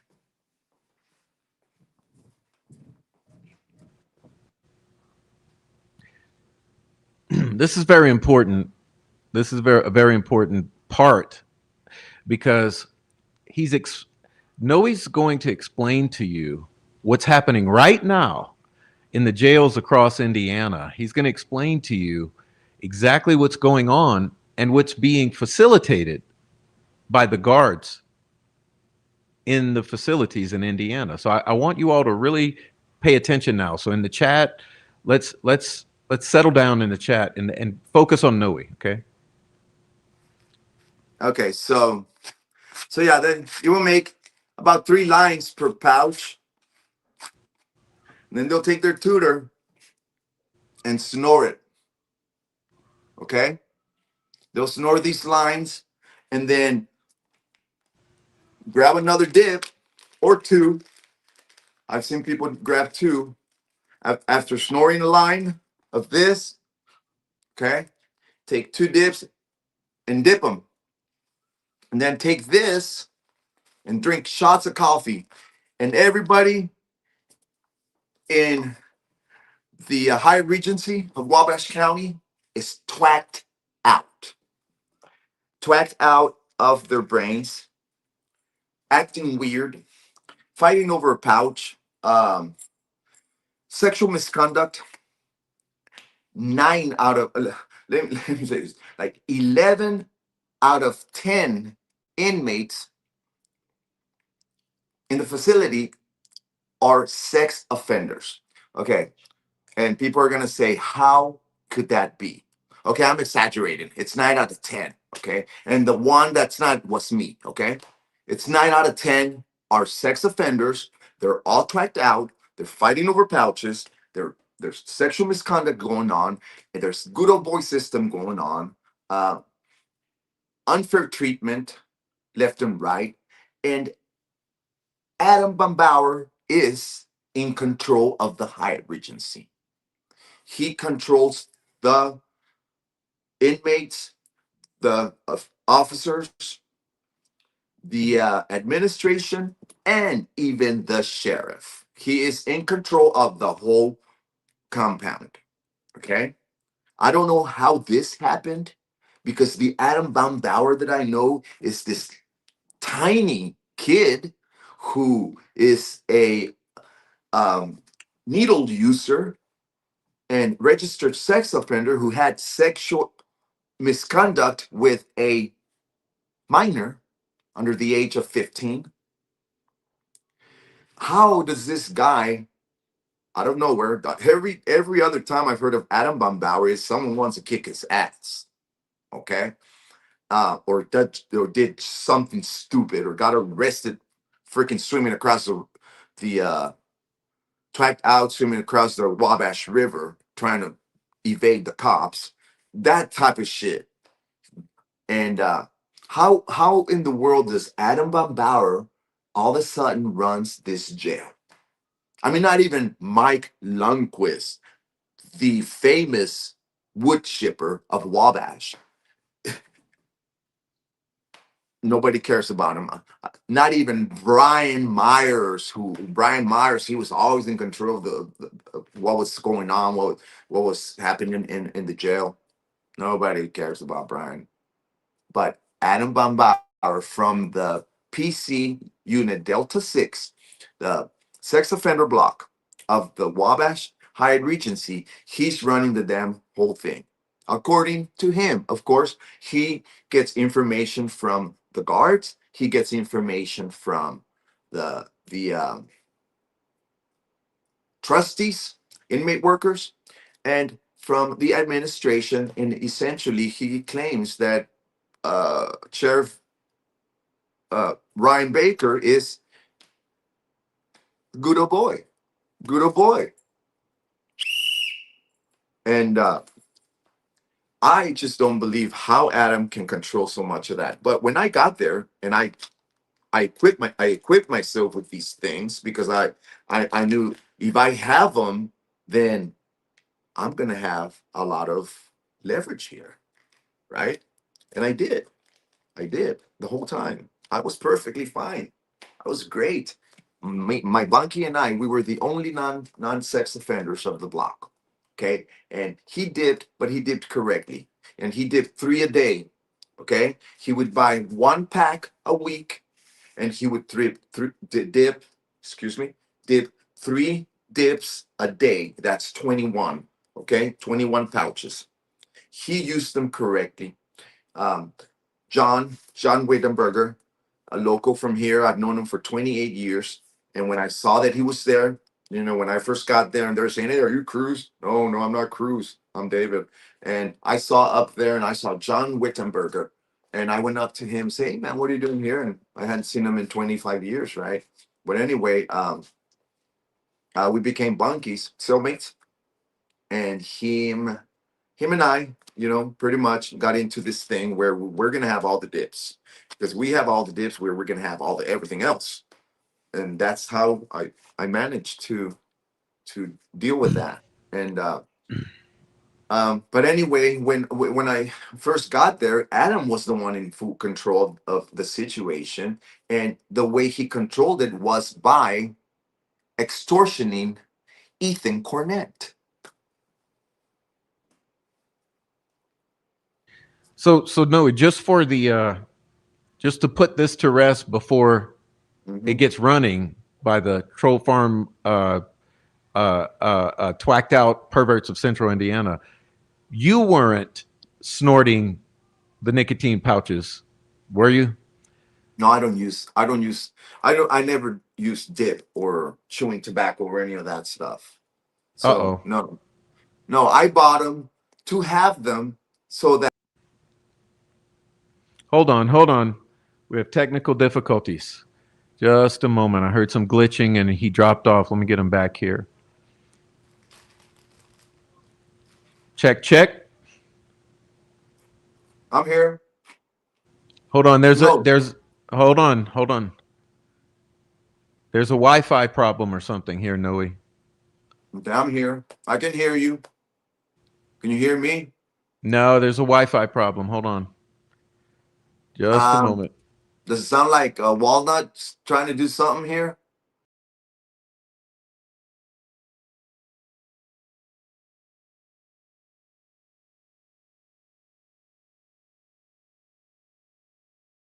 Sure, Noe get back in here.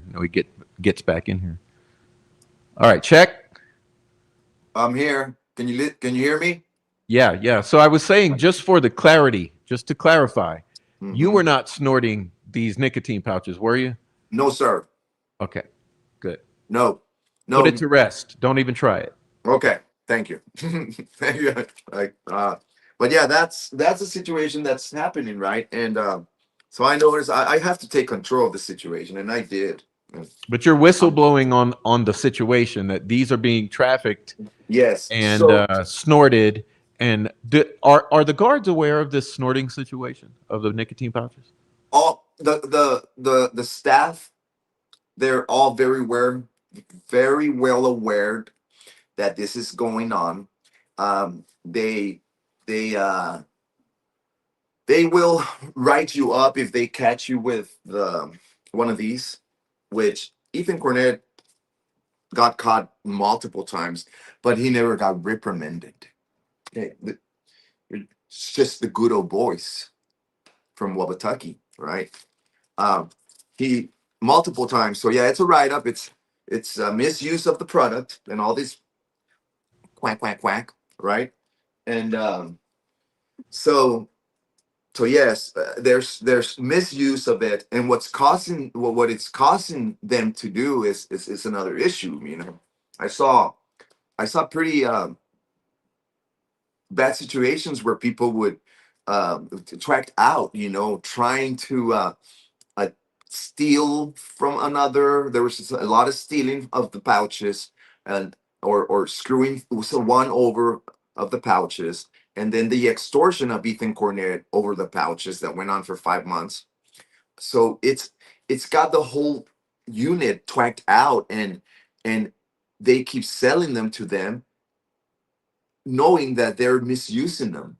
I mean, I was there for 5 months. Everybody knows, dude. The jail commander, the commissary lady, and the guards. You know, there's been people wrote up for snoring them. So yeah, they know that they are being snorted and used improperly. And I don't know if someone is in the medical field and wants to um, share what kind of health issues or consequences come with the misuse of this product through snoring them. Share it and let me know, because I know that to me it's just it's not normal, and it's not something that I would do. I mean, I don't. I mean, not nicotine pouches. I mean, right? But that's what's going on, Prof. Yeah. So now we got 3 bullets. The the violation of the First Amendment, the medical negligence, the misuse of the 21 pouches, uh, nicotine pouches, and yeah, so that's where we went with that, and then we're gonna move on to a another thing that was going on here. I'm going to go to this next picture. Okay, I'm gonna read the description here.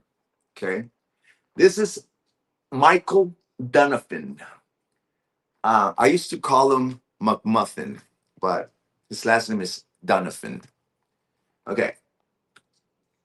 Donovan McMuffin by Noe Ramos, ink on paper, September 23rd of 2025. Michael Donovan, also known as McMuffin, was sentenced to 16 years in the Indiana Department of Corrections for child exploitation and child molestation. Mr. McMuffin came out in the common living area with his shirt lifted up, displaying the word Chomo.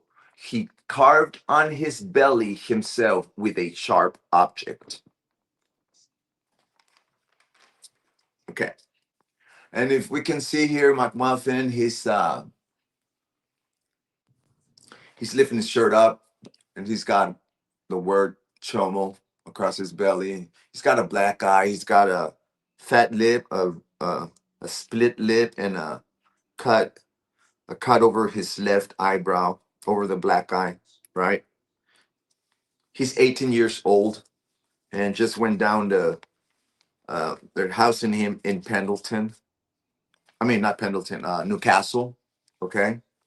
And okay, so I have a timestamp of this and what happened here.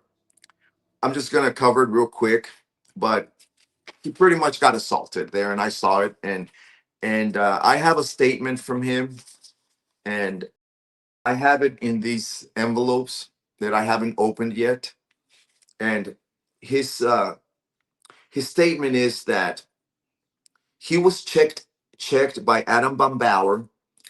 Um, it was this happened between September 29 and August 2nd.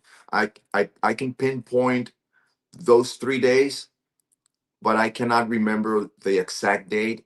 And the time would be between 6 a.m. and 10 p.m. So the footage is there. That's the best way I can narrow the timestamp on this event. So he got checked, and Van Bauer uh, told him to go in his room and stand against the wall, and Adam Van Bauer assaulted him. Okay, and he busted his lip and gave him a black eye and cut him open. Okay, 18-year-old. I think Adam's like 36. All right. Anyway, so they go and investigate Mike. I think a guard, Miss Selleck, spotted Mike with his injuries, and they took him out to investigate him. And he told the guards that, well, Adam hit me, assaulted me. That's an assault, right? Um, and then they brought him back in, and they called Adam out. And Adam goes out, talks to the guards, they investigate him, and then he comes back in.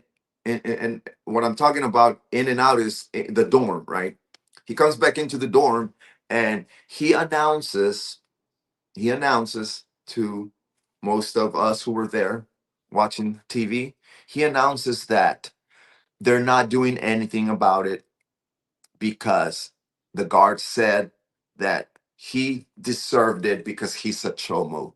So, in other words, the guards were not going to reprimand him or write him up for the assault, and that Mike Donovan deserved to be checked in and beat up and assaulted because he's a chomo. Now, that's Adam's uh, version. Okay, I talked about that with an assistant jail commander, and he assured me that that was not the case. I said, "Look, man, I saw this happen. I saw it happen with my own eyes. I was there. It was it was between the 29th of September and August 2nd. I can't remember which date, but I saw it happen. And you guys found out what happened and took them out and investigated them. And when Adam came back in, he's claiming that you guys aren't doing shit about it because he's a chobo and he deserves it. I mean, is that true? Oh no, I can guarantee you that's not true. Well, that's what Adam's saying. And obviously nobody got reprimanded. I mean, the kid's gone now. He's in West or Newcastle now, but he got assaulted in Wabash County. And well, they claim no, that's not the case. To me, it smells like a good old boy case, and it's a yes. They will let things happen. They will turn the blind eye all the time, like they're doing with the pouches, and that's one. This is one topic that I will be covering more extensively because I have multiple interviews with Mike Donovan and more things to present. Right. So there goes the bit. Now we're talking about 4 or 5 months in, and this is what's going on, right? And then all of a sudden things start getting a little rough for me, and it was all over really insignificant BS, but I almost got in a fight. There's this kid, okay, listen to this, prof. A 19-year-old who I was also hooked on pouches. Caden Bell, 19 years old, okay, came in for domestic terrorism. He got on TikTok and posted a bunch of um, hate threats towards um, the Jews and stuff. And he had a level 5, or I think a level 5 charge, domestic terroristic threats. And he comes in and he identifies himself. He's got long hair down to here. He Okay, long hair, blonde hair, and he's tiny. He weighs 89 pounds, dude. Weighs 89 pounds. He's tiny. He's like 4 feet tall, and he comes in, hop, jumping or whatever, hop, hipping and skipping down the aisle. He's skipping into the dorm, and then when he settles in, he comes out and starts talking. He's a white nationalist. He's a skinhead. He's A skinhead all with hair down to his ass. Yeah. rough. He's a skinhead. He's all this, right? And he's doing this and all that. And okay, well, let's move forward the story, man. He starts a sexual relationship with a black 61-year-old inmate, not a sex offender.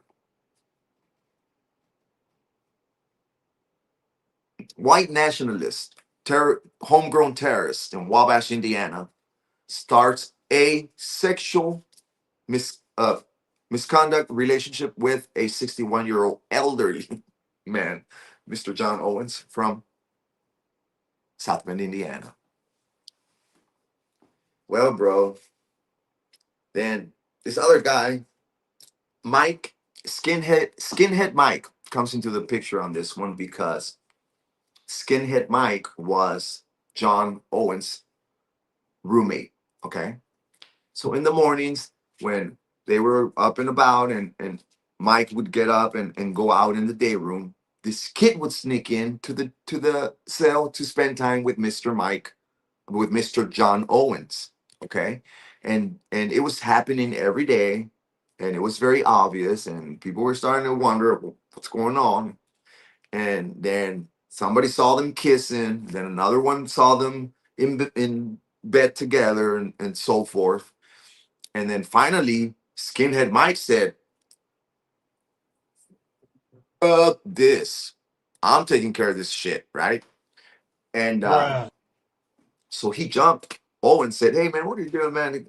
This gay shit here in my room. You know, this kid is not allowed here anymore." So they get into it, bro, and they got in a fight. Well, in the mix, John and John and I get into it because the kid was saying that I was calling his girlfriend on TikTok, right?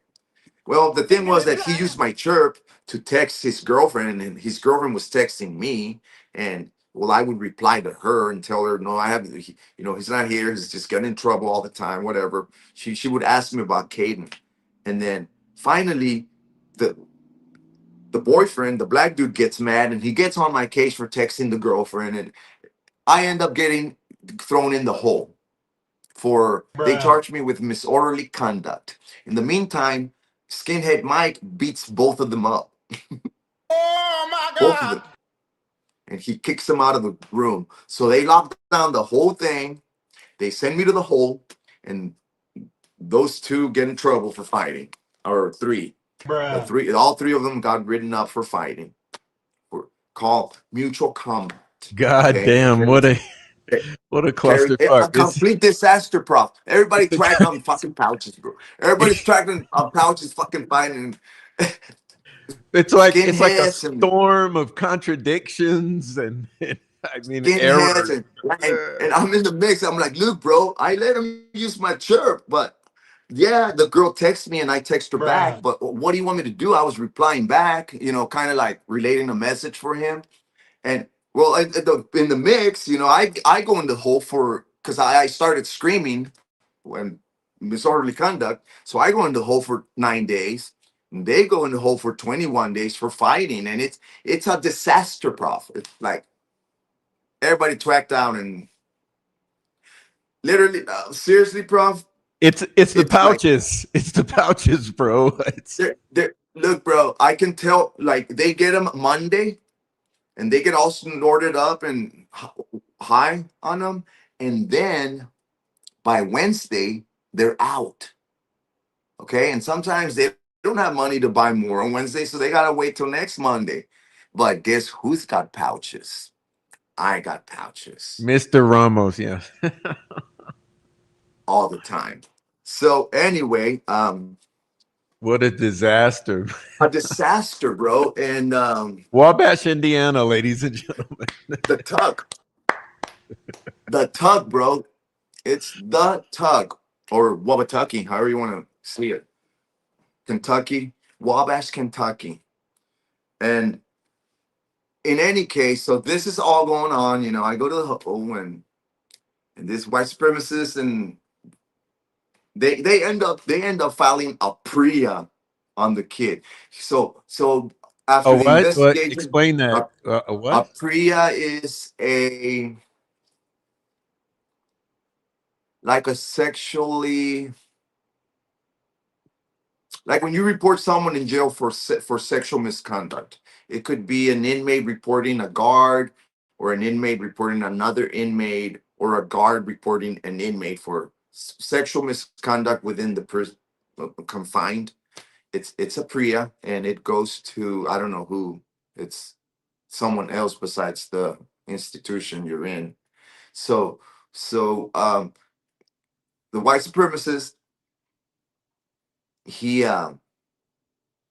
ends up confessing that he was having a relationship with a black guy. So they filed a PREA on him and they shipped him out. Finally, I did my 9 days, got out, and Mr. Owens, the 61-year-old black boyfriend, he got removed from the block. And that ended. That's how that ended. So that was another event that was pretty weird. But wow, after that was November 3rd. After my pain in episode. It was right after that. Mm-hmm. Drama in the cell block, man. What the hell? It's the pouches. I'm blaming everything on the pouches. The pouches, bro. It is the pouches.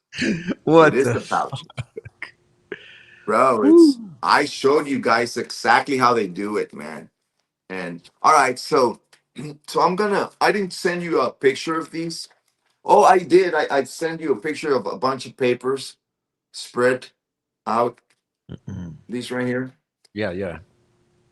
Okay. Look, but before we get into this, all right, everybody. A lot of people have joined since the beginning of the show, since we started. So let me just announce again that we're trying to do a fundraiser for Noe tonight to get him some gas money and some things. So listen, if you're watching, you know you're entertained. Okay, this is quality entertainment. These stories are the real stories from the Wabash County Hyatt Regency. So please, if you're if you want to support Noe for the whistleblowing and the hilarious stories here, send him a cash app over here at venue '03. Here you can see it posted here. Please send Noe some love and help him get started on the right foot here. But yeah, so anyway, I just want to say that for all the new viewers or anyone on the replay. Uh, so let's do that, and I'll throw these documents up and let's get into the next phase here. I don't know what this is about. This is I don't think Noe's explained this phase to me. So let's see what this is. Okay, here we go.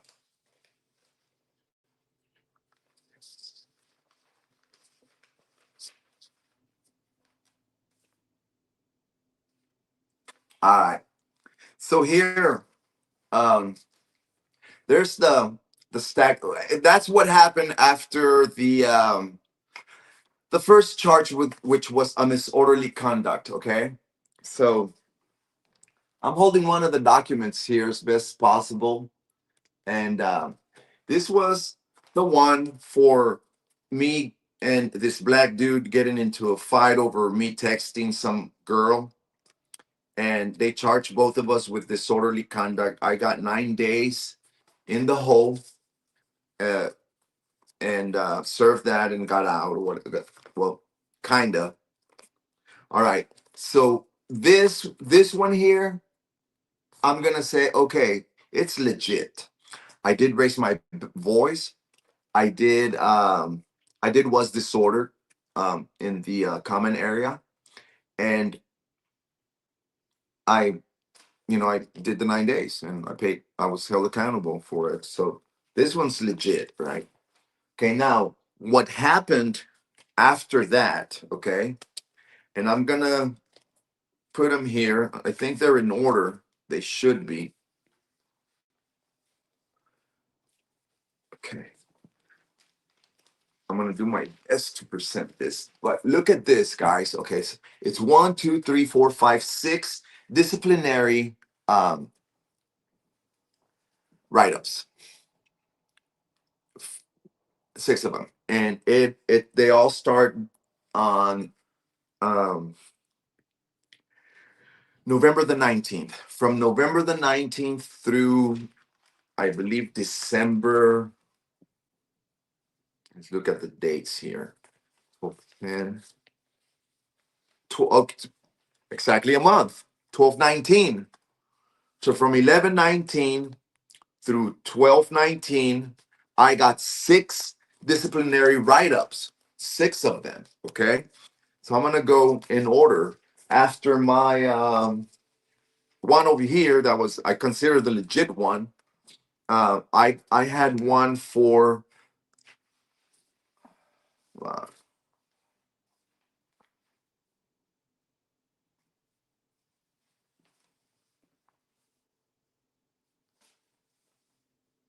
I had one for misuse of the communication emergency button. Okay, this one was given to me by Officer Campbell, number 393, batch number, and there's the write-up.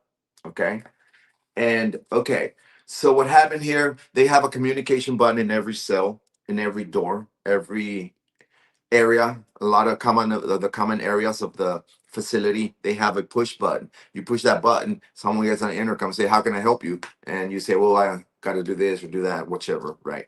Well, they have them in every cell, and I used the button at 3 a.m.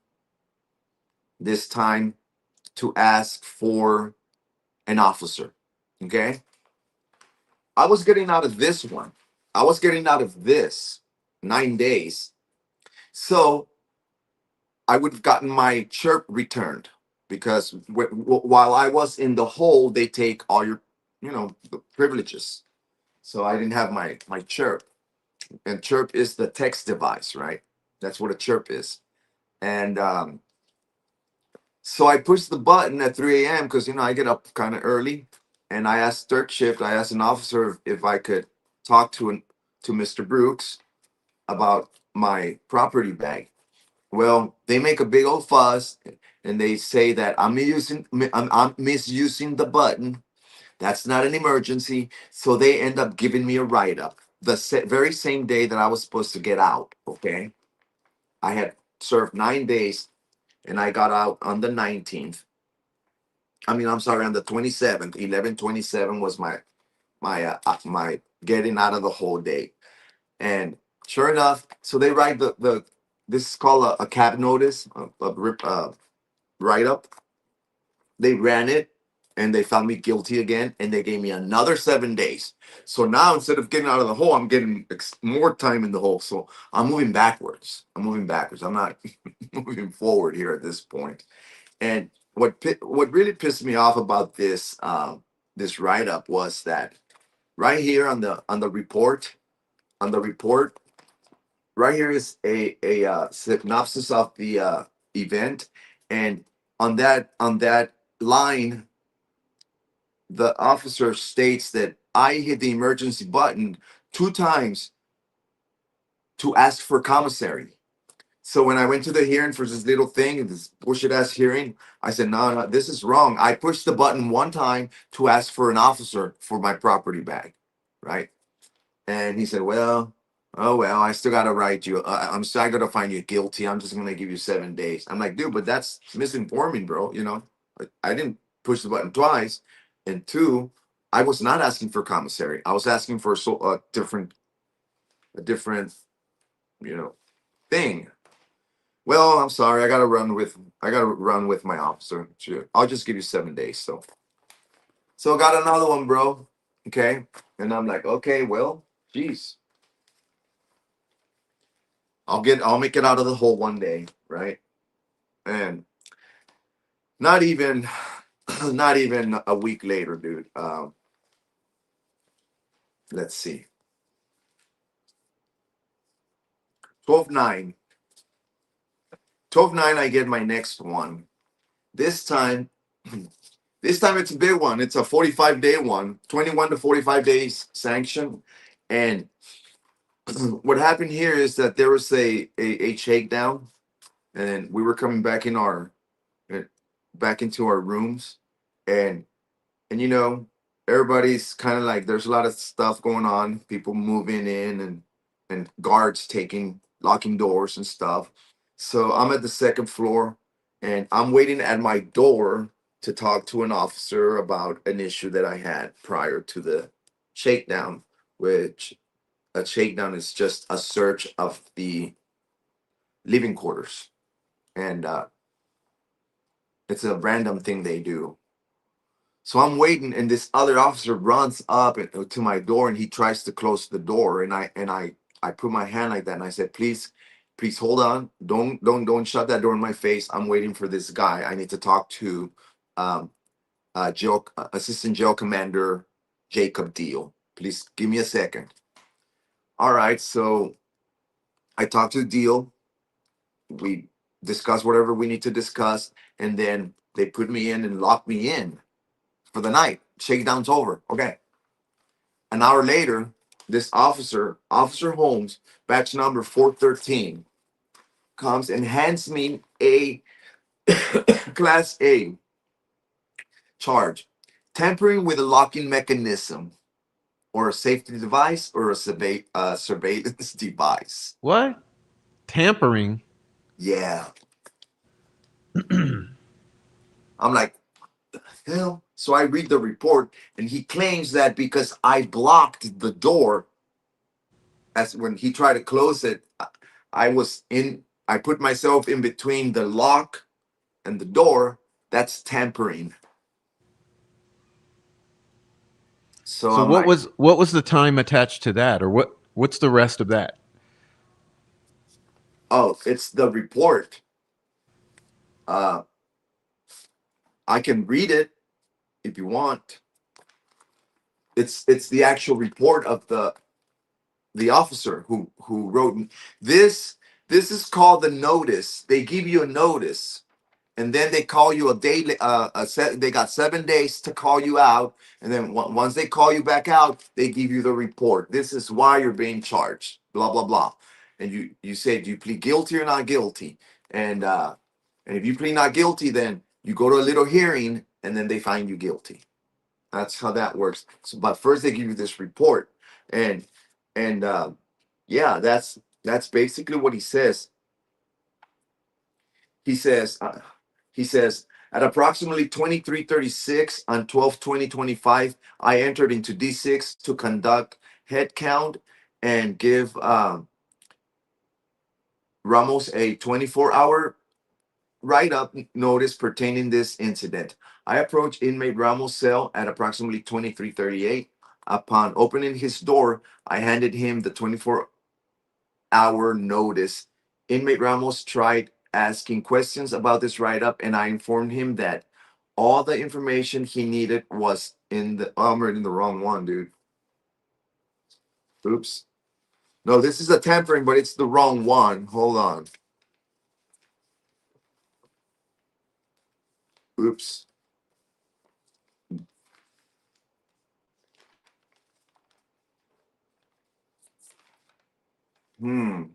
Where'd it go? Hold on. I got that's they gave me two tamperings. They gave me two of them.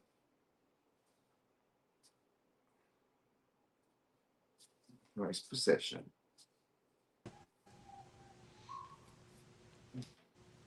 Well, for this one, how many days did you get Oh, for this one? I'm sorry. Here it is. Here it is. The Okay. one that Holmes gave me first. Okay, I'm not gonna read it, but I was reading the wrong one. Okay, I'm sorry. But yeah, basically he claimed that he went up there, he ordered me to go in the room. I stood in between the door, and that was tampering with the mechanism. Class A, its sanction ran between 21 to 45 days. I got 21 days. 21 So days? yeah, so I had gotten out of the 9 and then went into the 7, and now I'm facing 21 days. And this is 12/9. So I'm within a month of exiting this shithole, right? Yeah. So that's basically the full circle of what happened. I was just standing there wanting to talk to an officer because this dude just rednecked me, and he wanted to shut the door. And then after I even talked to the officer and they put me in, and I didn't refuse to go in, and good night, blah blah blah. He came an hour later and served me. And then when I went to the hearing, they found me guilty and gave me 21 days. They gave me 21 days. So here we go. All right, that's 3, Prof. Well, that's 2, because remember, I gave him the first one. The first one was legit. Okay. And then comes the next one, which this is when the snitching begun. So all these people started hating on me because I was gone. When I went on lockdown, I was like, I'm not gonna serve you guys pouches. It's too risky for me, and I don't want to lose my pouches because they'll take them away. So I said, no more serve. I mean, you guys are gonna have to survive somehow.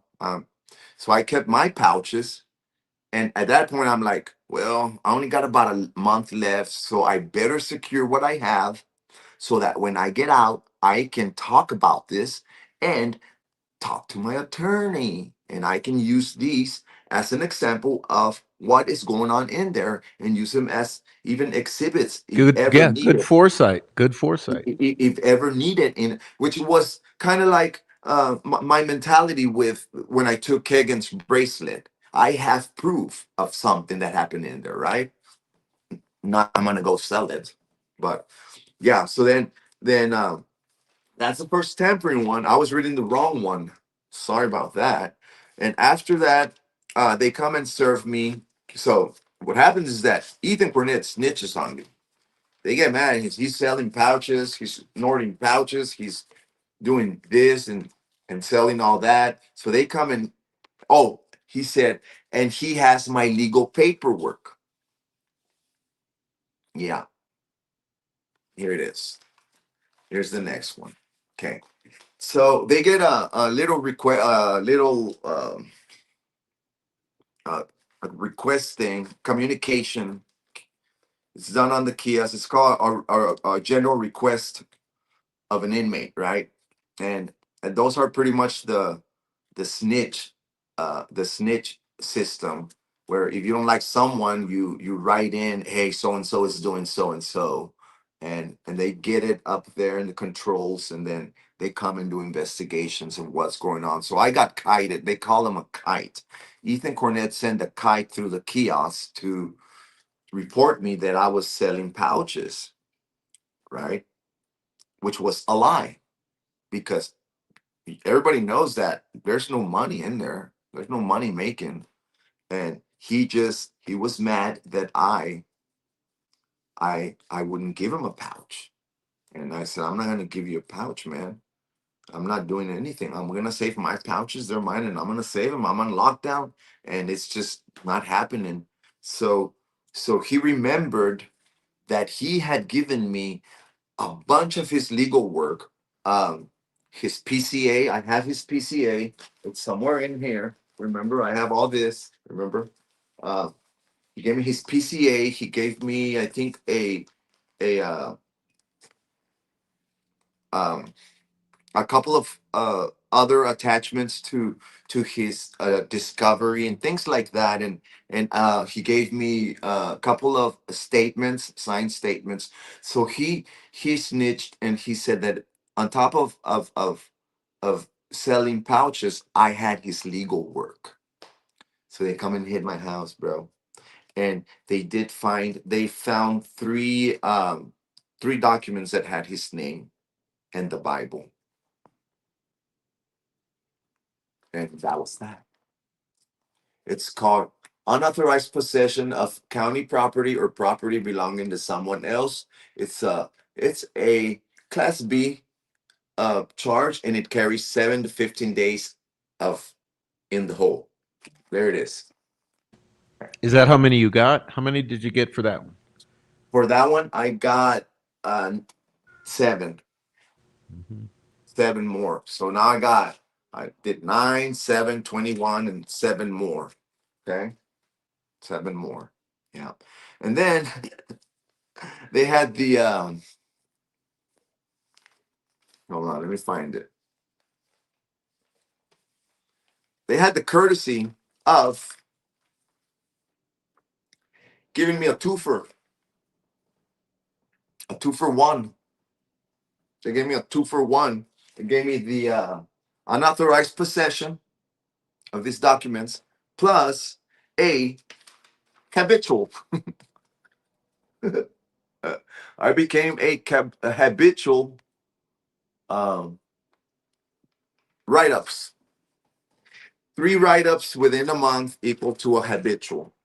And I meaning, had meaning, what that really means is they were habitually writing you up. Yeah, that's what that means. yeah, I guess that's a great way to put it. And this one is dated 12/19, and it's a class A, okay? And it carries 21 to 45 days in the hole. So Whoa. at this point, I'm like, I'm never seeing my chirp again. you know, How my many days you text. get for this one? They gave me 21. Is that the Yeah. last? No, I got two more. I got two more. That's four. That's four. Jesus. I got seven altogether. One legit, six. Just the good old boys from Never Wabatucky. meaning no harm. From Wabatucky. Yeah. Okay. The next one is they hit me with tampering again. Same scenario. I asked the guard, "Hey man, what's going on?" Oh, it was about the pouches. Actually, let's do the pouches first. So, yeah, they come and they take the paperwork. They write me up for that. They give me a habitual one. Sign me up. In the meantime, Christmas behind bars is happening. They come and bring us bags of chips and stuff. But I'm on in the hole. And one of the officers, Officer Harris, she says, "You know what? I'm gonna be kind, and I'm gonna let who all you guys who are in the holes, there was I think two of us in the hole at that time in this block. Uh, we're gonna let you guys keep your Christmas behind bars bag just have it, even though you shouldn't because you whatever, right? So I got the Christmas behind bar little package and stuff, and they come and search me and okay. In the meantime, Cornette wants chips and wants everything else, cookies and dips. Ethan Cornette. And then I say, no, dude, no. I mean, I'm on lockdown. You want me to slide stuff under the door? I'm gonna get more locked down. Okay. Well, he gets mad and he snitches on me again, bro. And he says that I have pouches, right? So they come and hit my house again, prof. And that's when they found these. They found these, and I had them for like 4 weeks, sealed, okay, labeled legal, and they come in and somebody held them against the light and noticed that there is a tint to the content inside, and he asked me to open it in front of him because they can do that. Okay, they can't open it, but they can ask me to open it in front of them. So I opened it, and there were the pouches, and they got confiscated, and I got another write up, and this time it was for unauthorized possession. And Miss Harris, there comes the choo choo train, and everybody, please welcome the choo choo train. So let me go get some more water, and I'll be right back. Okay. Yeah, sure. Oh yeah. Wow. So looks like once Noe pissed somebody off, it was the hole for him for the rest of the stay. I think this is where this story is headed, and actually, I'm pretty sure that's where the story is headed. Um, yeah. What do you guys in the chat think about that? Tampering with the lock by asking a question to the guard? Eh, probably not. Shouldn't tampering with the locking mechanism be actual tampering with the locking mechanism?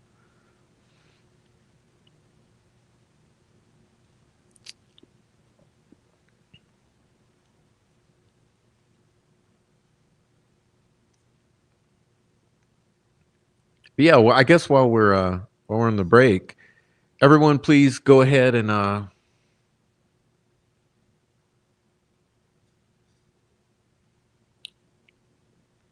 check out the Cash App for Noe or send a donation for Noe because, like I said, we're trying to get everyone pumped up to contribute to Noe. You can put some gas money in and everything. He starts working Tuesday, so he'll be back at work. He's not looking for a handout, but we're trying to get him off on send him off on a good foot.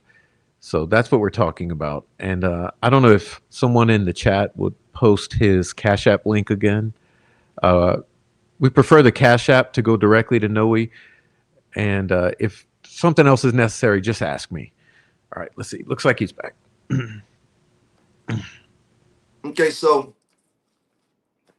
Officer Harris, Assistant Jail Officer Harris, Jail Commander, Assistant Jail Commander Officer Harris, Miss Harris, she very she follows through and finds me guilty with unauthorized possession, and they're like they think that I'm like either trafficking them or this or that. And I'm like, no, this is clearly labeled legal. There's the name of my attorney, and I'm gonna use them for legal purposes. That's why they're with my legal mail in my possession. Because remember, when I'm in the hole, I shouldn't have anything, any type of commissary, no coffee, no chirp, no chips, no cookies, you know. So they write me up for having these while on lockdown, and I got 20. I'm sorry, I got 7 more days for that one. That was a Class B 203 charge, unauthorized possession, and carried 7 to 15 days. They gave me 7 more. There you are. So So I'm like, man, how does this happen? Like in the last month of my cakewalk, just like boom, boom, boom, and I'll move forward with that and really kind of explain my perspective and why I say what I say. But all right, so the last one was the second tampering with a lock mechanism, and it was pretty much the same scenario. This guard come into my door, open the door, where I have questions, what's going on, blah blah blah, and he shuts the door on me, and I go, hey, hold on, I'm not done. So he said that because I had one tampering with a lock mechanism for the very same similar incident, he felt the need to write me again for it, and he did. And that one carried another 21 days. So there's I pretty much painted 21 more. Yeah, because you didn't learn 21 your more. lesson the first time. Yeah. Class A. So if you add them 21, 21, 7, 7, 9. What's the total? Yeah, give us the total. Well, 21 and 21 is 42. And then I got a 9, 7, and 7. So 42, 31, 38 plus 7, 38 plus 7. Let's 50 ask the some chat days. again. Say it. Say that all over again. Say that all Okay. over again, because we want to know the total time you spent. 21 plus 21 plus 9 plus 7 plus 7. It's 50 some. No, it's more. It's more than that. No, no. Yeah, come on. Let's do it one more time. One more time. 21 plus 21. That's 42. Mm-hmm. Okay. And then Plus what? plus 9. Plus 9. That's That's 30, 50. 31. No, that's 50. 51 1 plus what? plus 14. Plus 14. That's 65. 65. 65. 65 days in the hole. Explain what the hole is here, please. The whole is disciplinary segregation. And after you get a write up. It's kind of like when you're in school and you don't bring in your homework and the teacher says you're getting 30-minute detention after school. Okay. Yeah. It's kind of So same scenario. so when was the first one? When was The the first first one? The the very first first one. well, the first one was the legit one was on November the 1st. November 1st. So are you saying that after November 1st, you were No, in the hole? Oh, go ahead. no, I went in the hole When did you go in? on I went in the hole on um I think it was 7 days later, because they give you the 7 day, they give you the notice first, and then they run the little hearing, and then that's when I went in the hole. I oh, here it is. I went in the hole on 11/18 November 18. Okay, in stop. November. So from the time you went in, did you ever come back out? No, So you were in from November November 18th up until up until January 14th. yes, yes, Amazing. yeah. And But the what write started ups. go I mean this story got real long, Noe, so make the short version. What Okay, started yeah, yeah. this? Let's What just yeah. tell me what started it? What was Okay, the first? the whole thing is that here you got the trackers. Okay, you got sex offenders, you got the rapists and the child molesters. Okay, and then you got Noe. Okay, and all these twackers and tweakers and all that stuff. Let's call it the disaster. The disaster's doing everything from sexual misconduct to you got Van Bauer extorting the one over there, and then you have two over here having a sexual relationship, and then you have more traffic and trading of other kind of commissary and stuff, and then you got Adam Van Bauer running the gambling, the picks on the NFL and the football games every week. And you got this over here going on, and that, and this, and that, and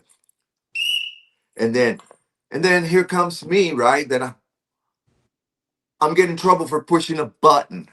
I'm getting in trouble like for things that are like really stand in front of my door, really just trying to talk to someone, and they call All it. right, hold on. You're missing the point. Are you saying the tipping point for this was getting in the argument with the guy about the boyfriend sitting? What was the No, first thing that happened? no, the tipping point came when the county had to reimburse me $75. Ah, right, That's right. when all this shit Okay, started. okay. That's what I was asking. What pissed off the The gu- facility and the guards? the guards, the okay, the So I $75 see, I see. pissed off the guards, You're and saying it's me going on this lockdown thing. pissed off the inmates. Yeah. This thing right here, your art situation with this woman. Yes, Yeah. yes, with Miss Piggy Whitmer. She she is the one that caused everything Mm-hmm. because she brought her feelings into work that morning. And Mm-hmm. when you work in a place like that, you leave your feelings at home. All right. Okay, So the artwork, and then the next thing you know, what was it? 65 days in the hole. 65 days in the Mhm. hole. All right. Yeah. And at that time I didn't have enough time Yeah. to serve them, but they gave them to me anyway. So yeah, that pissed off the staff, and then me going in the hole and not wanting to serve them. I said, nope, I'm not doing Oh, nothing. pissed off the I'm in inmates. jail already. You know, I'm in jail, and and that pissed off the twackers, the disaster. So Yeah. then Let me pull. I had both of them. I had to maneuver with coming from both sides. Yeah. And what's this last sketch you sent? Oh yeah. Yeah. Okay. All right. So we're at the point where okay, I'm in the hole, and um, this props got it up there. Okay. Yeah, you guys can see me still. Okay, there it is. And this, I will read the description. Suicide Guard is the title by Noe Ramos Inc. on paper. And it was completed on January the 9th of 2026. Miss Buff, also known as Neat Buff, according to the sex offenders on D6 at the Wabash County Jail in Wabash, Indiana, the Suicide Guard. All rights reserved. Copyright 2026. Noeamos the Byrd. So it's protected. My art is protected. Yes. All right. And and I'm sorry about that, but I meant to actually. This is not a complete final draft because I misspelled the on the bubble, and I'll just announce it here. I was supposed to white out the second line, and it's supposed to say, "I'm putting you on suicide watch." And for some reason, I haven't edited that. It says I'm putting you on suicide. I'm putting on suicide watch. So it's a typo. Okay. It's supposed to say the caption is supposed to say I'm putting you on suicide watch. Okay. This is Miss Buff. Miss Buff is a 19-year-old transgender guard, according to Adam Bumbauer. Remember Adam Bumbauer? I'm legally blind. And she is a 19-year-old transgender, and she what happened with her is that she started 2 months ago, and the minute she started and went into the sex offender, let's call it the SO block, uh, she gravitated to them, and they gravitated right into each other, right?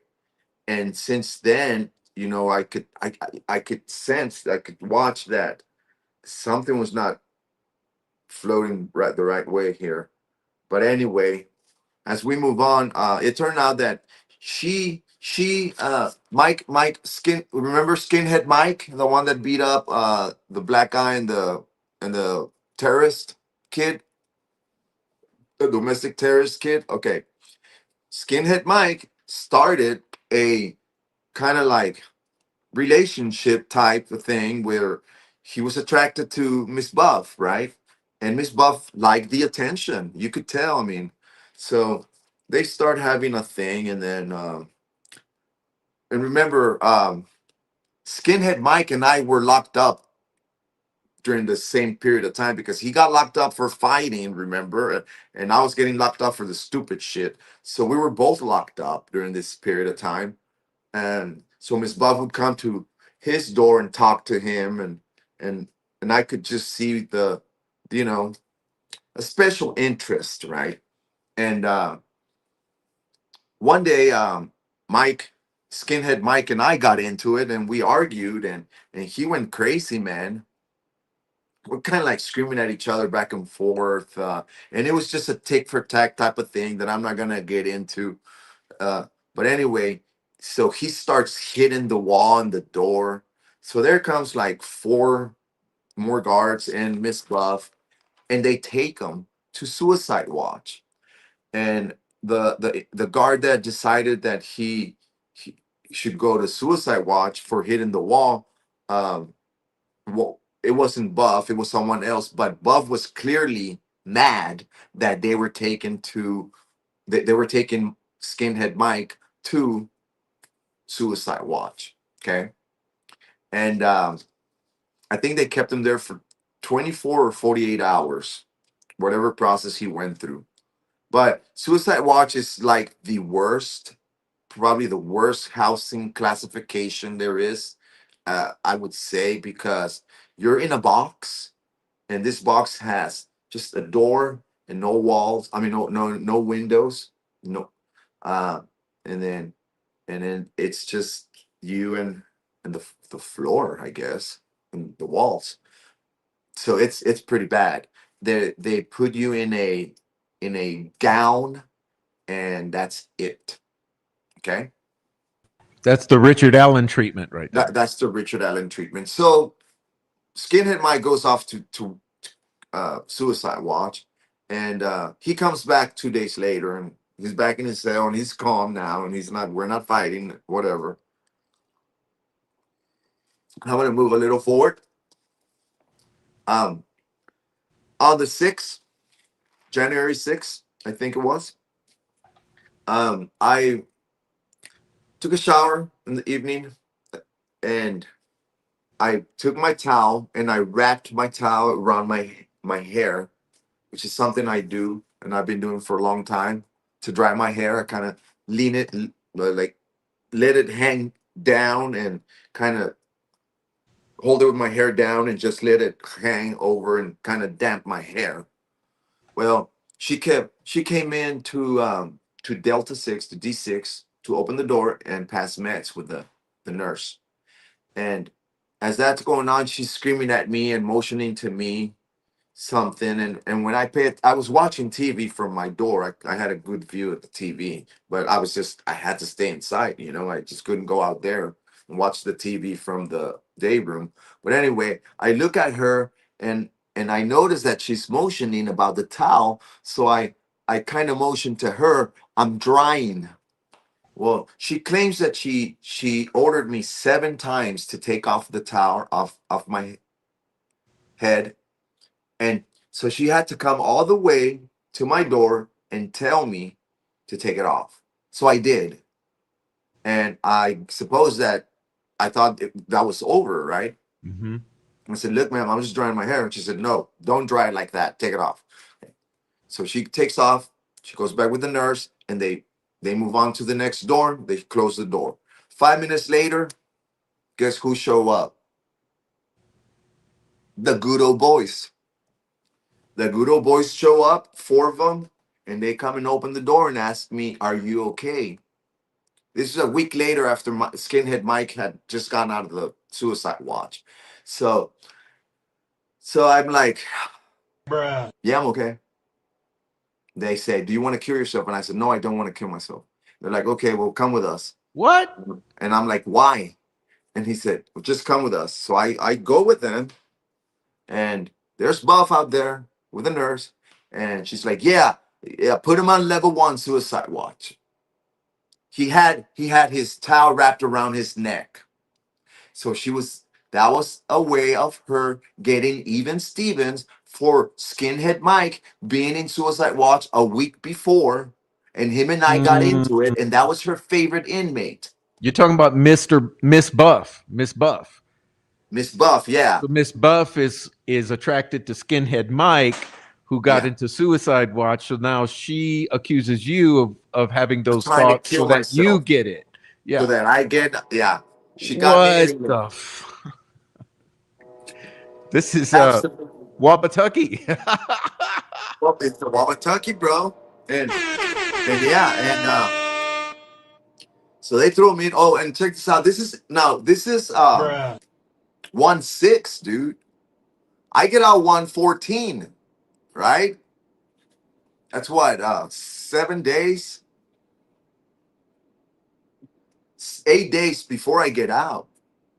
I had been watching, I had been seeing a mental health counselor in the facility for 4 weeks. Once a week, she come out and talk to me and help me with coping for reentry. Okay, in certain areas. Okay, so I had a meeting with her that day. Okay, so she puts me on the 6th. Okay, on the 7th, I had a meeting with Miss Falani. She's a mental health counselor with the Wabatucky, or with the Wabash County High Regency. She's from the Dominican Republic. We actually did our sessions in Spanish once. But anyway, bro, the next day I'm in suicide watch, and she threw a fit. She was like, "What? Why is he on suicide watch?" No, she checked me off right away, dude. But I did 15 hours of suicide watch. Uh, they found a way to put me in the most vulnerable, embarrassing, humiliating position that anybody can go through for not being suicidal, prof. It's For called not, payback. it's called payback. Yeah, it's called payback. They put me in the payback. That's this thing right here. Let's So, and yeah. this is a transgender guard, according to Adam Bombauer, who claims that the reason why skinhead Mike is attracted to Miss Buff is because she's got the body of a 12-year-old boy and a very pretty face. Okay, that's according to Adam Bombauer. Okay, and he's the one who claims that she's a transgender and she's known as Tranny Buff. Okay, Miss Buff. All right, and she okay, and then here's one. Put that picture back up, bro. Tranny put, buff. put this picture back up. Okay. No, the one on Oh, the okay. slide. Put that. Okay, do you see her right hand and her left arm? Mm-hmm. Okay, can you describe what you see? Is that razor blade cutting herself or a credit card? Yes, Yeah. she has a razor blade and she's cutting herself, and I'm gonna explain to you why. Okay. She's 19 years old, and when she first started working there, and I met her and talked to her, I noticed that she had all these cuts, one after the other, from the top of her wrist to the forearm area. Okay, Oh and yeah, I she's a asked Miss, cutter. She's a uh-huh, cutter. and I Uh-huh. asked Miss Buff, what's that? Why do you do that? And she looked at me and said, "High school was rough." I said, "Oh, okay, sorry about that." Okay. Well, here a month later, she's putting me in suicide watch, and my thing is like she is probably the least qualified there. 2 month in this in the at the job, and a 19-year-old confused alleged transgender jail officer. I think she's the least one qualified to deem me if I'm suicidal or not. Okay. I mean, this you cannot. Let me pull this down. You cannot make this shit up. This is actually unbelievable. Actually unbelievable. She should be in that damn suicide. Thank you. Thank you. She's the one that belongs in there. Thank you.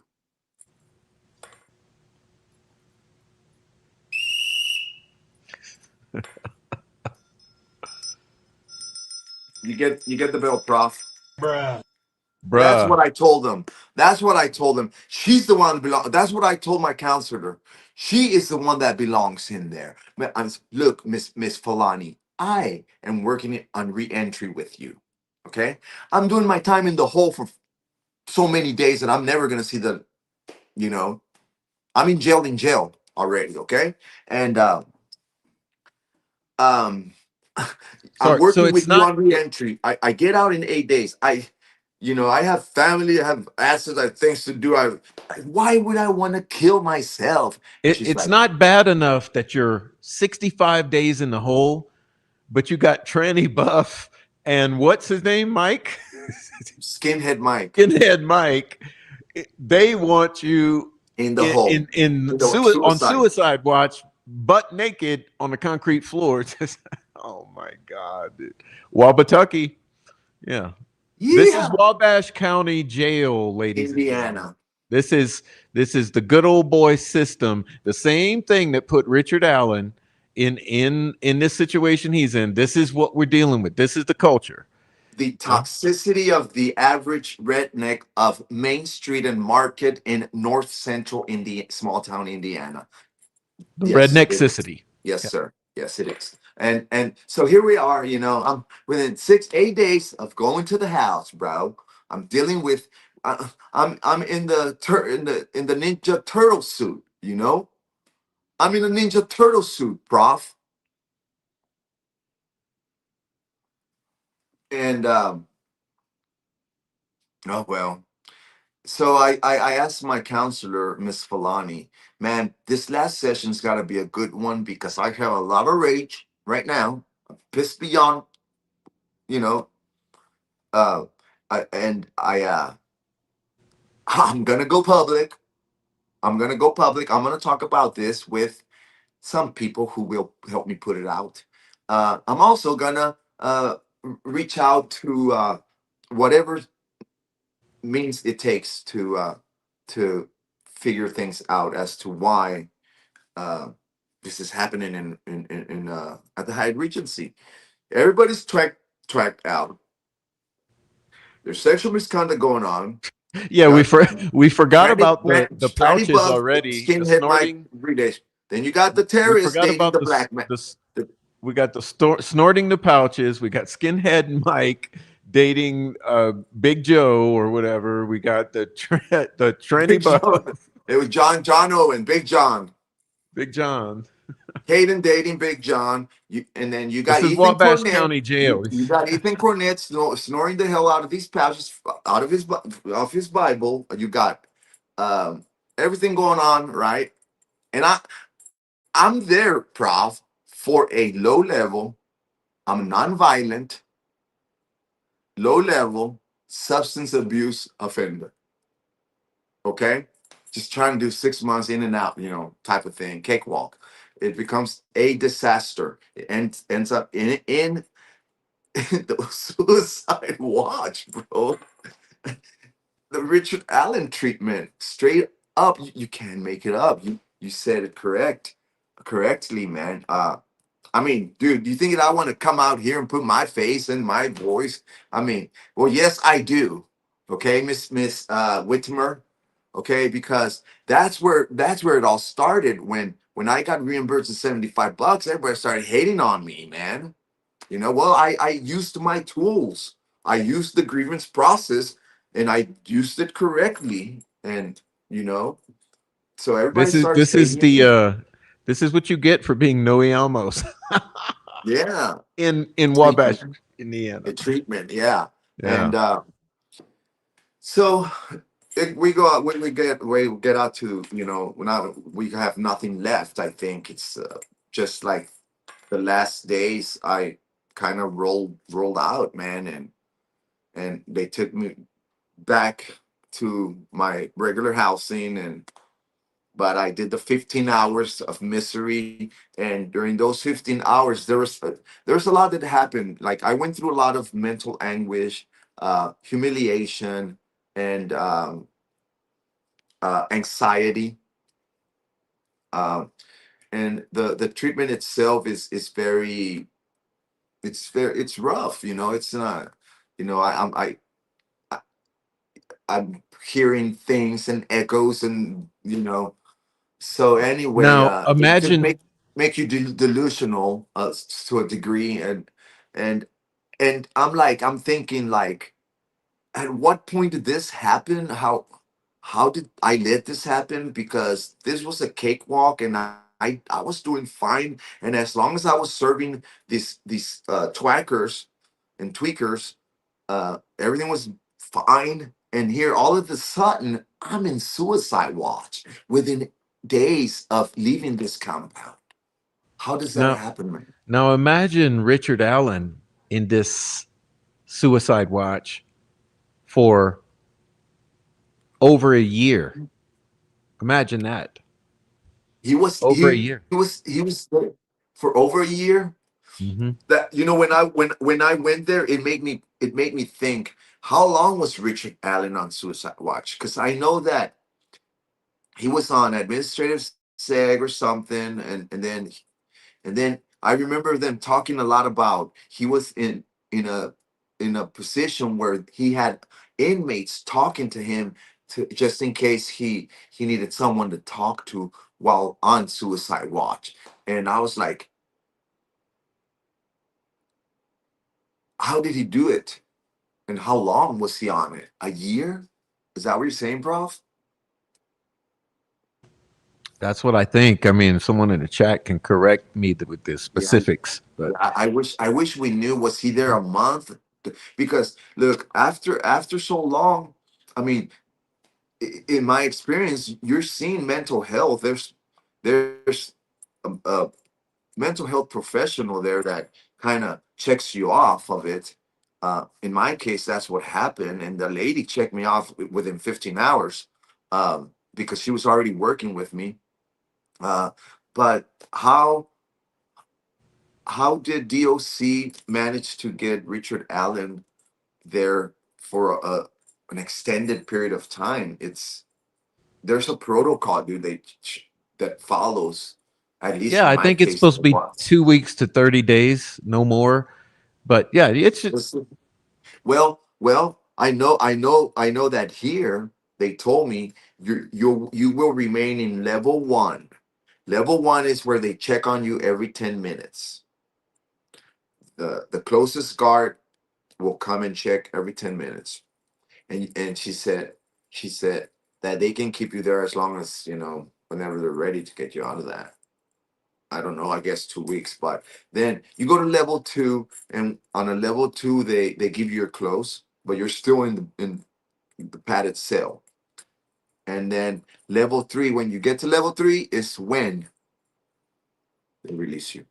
In my case, at after 15 hours, she went ahead and got me out of level one, so immediately. And she said, as soon as I can, 8 hours later, I will come and get you out of here. But bump you up to level three. She had to do the 1, 2, 3. She couldn't bump me from 1 to 3 and let me out. So I had to stay there 15 hours on level one, and I did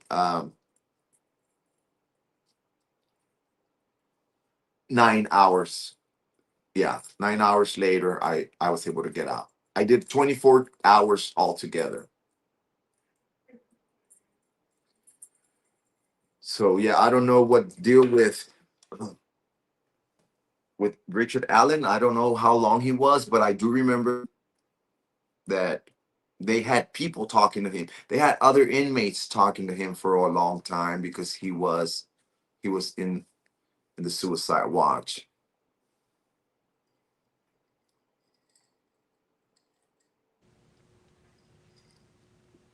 well, I'm just about ready to wrap it up, but I wanted to not forget to cover this thing here, which is uh maybe we can do it another time in more detail, Okay. but Okay. I wanted to talk about the targeting of you by Mm-hmm. the twacked out, junkie troll farm stalkers of Central Indiana, Mm-hmm. and I see you got your drawing of Kegan up there. Maybe you can show that, and this will bring us into to what I'm saying, because you were housed. So let's kind of like introduce it this way. So prior to this, you were housed in the same cell block as Kegan for a time, and Mm-hmm. and and because of that, you learned of certain details directly from Kegan and from his cellmate and others in the cell block about statements he had made. And then, so when you were released, you took the initiative to write a 14 or 15 point bullet list, and then to go to the Indiana State Police and make a statement to the detectives. Would you briefly tell us about that interaction with David Vito and Sure. who else? Give us a little bit about that. But yeah, I'll let me move aside so you can show that clearly. Okay. Yeah, I will. I first, got into this with the true crime community where I came forward, but it was probably not the best way to come out forward. But it all started with how Prof said, I was in custody with Kegan Kline, and I'm not going to go too much into the 14 uh bullet information that I shared with Detective Vito, but I'm gonna say that it happened that way, and really what happened was that I had made a comment on a channel, and then that channel referred me to ISP. But yeah, that's the way it happened. And while in custody with Kline, I heard a lot of stuff about the case and saw a lot of uh, detailed things, and so I mean, I didn't have an answer or anything like that, but I'm pretty sure, like, when I left that facility, I had no doubt in my mind that Kagan and his dad were involved. And this was not just because of what my conversations with Kagan, but also other guards and inmates, locals from Peru. And ever since that happened, um, I I guess I when I got out, I went to his hearings, and I would draw like such as this, Kagan and his attorney Aki, um, at the courthouse in Miami. And then of course I did this one. All of these were published with Crime to Sleep. Okay. Kishti. This is Judge Spar. So that was kind of like my role. I had fun doing that, and plus, I guess, I was locked up with Kagan, and um, I feel that informing to ISB with something that could help, it was the right thing, because this guy committed some pretty bad crimes against children. So that was that, and but I wasn't expecting that I was gonna piss some people off, make them cry, and make them stalk me, and all the shit that's been going on ever since Ever since, yeah. I came forward with this. So who did you go to? So tell us, because I'm trying to have you literally spell this out. Who did you sit down with from ISP to tell them everything you learned from Kegan Kline and the others from your time with him. Who Well, did you ISP. sit with, and what was that about? How did that go? Okay, ISP called me and they set up an appointment with me, and they came to me. They came to Wabash, and it was two detectives, uh, Detective David Vito and Detective Kendall. He introduced Detective Kendall as Detective Kendall. I don't know his first name. He was a tall, blonde guy, very reserved, and he didn't do whole lot of talking. They they met me at my job in the parking lot, and we kind of stood there in front of their unmarked vehicle. They had a, a recorder and their phones, of course. And I told them, look, man, I made that statement. Yes, I did on that channel, but I thought I was just commenting and crap. But I mean, if you guys have questions, I'll answer. Sure, I'm willing to throw in my 2 cents, right? And I had a, which is secured. I had I still have, right? I have a paper with notes and names and stuff that I had learned from Kegan Kline, and that's what we discussed with Vito, which I'm not going to discuss in public. And I don't have the note for you, Prof. Sorry. I talked to someone and they told me better not do that.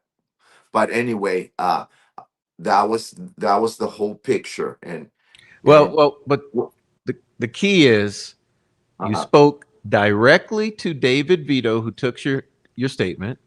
Is that hmm true? Is that I was correct? I was a little pissed because I gave him something that was, to me, I thought it was very important. I wish that he would have dig some more into it. I won't repeat what it was, but it seemed like nothing was done, you know? And Okay, I and then spoke to David Vito mhm, directly, and I said, look, you have to check this, and you got to look into this, because you might get more better answers than me from this mhm. source. And it never happened. And what was Detective Kend or Sergeant Kendall like during this time that you were speaking with? Yeah.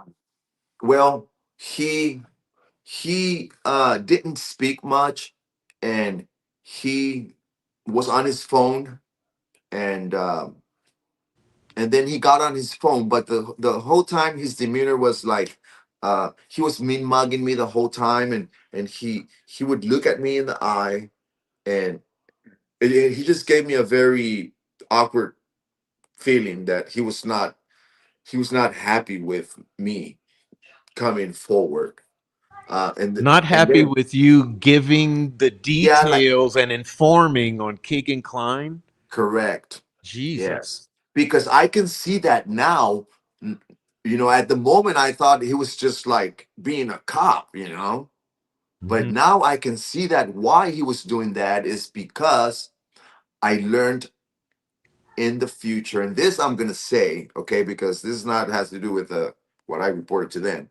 I learned later that Detective Kendall was a close friend of Tony Kline, and he Mhm. was a member of a biker group that Tony Kline had friends with.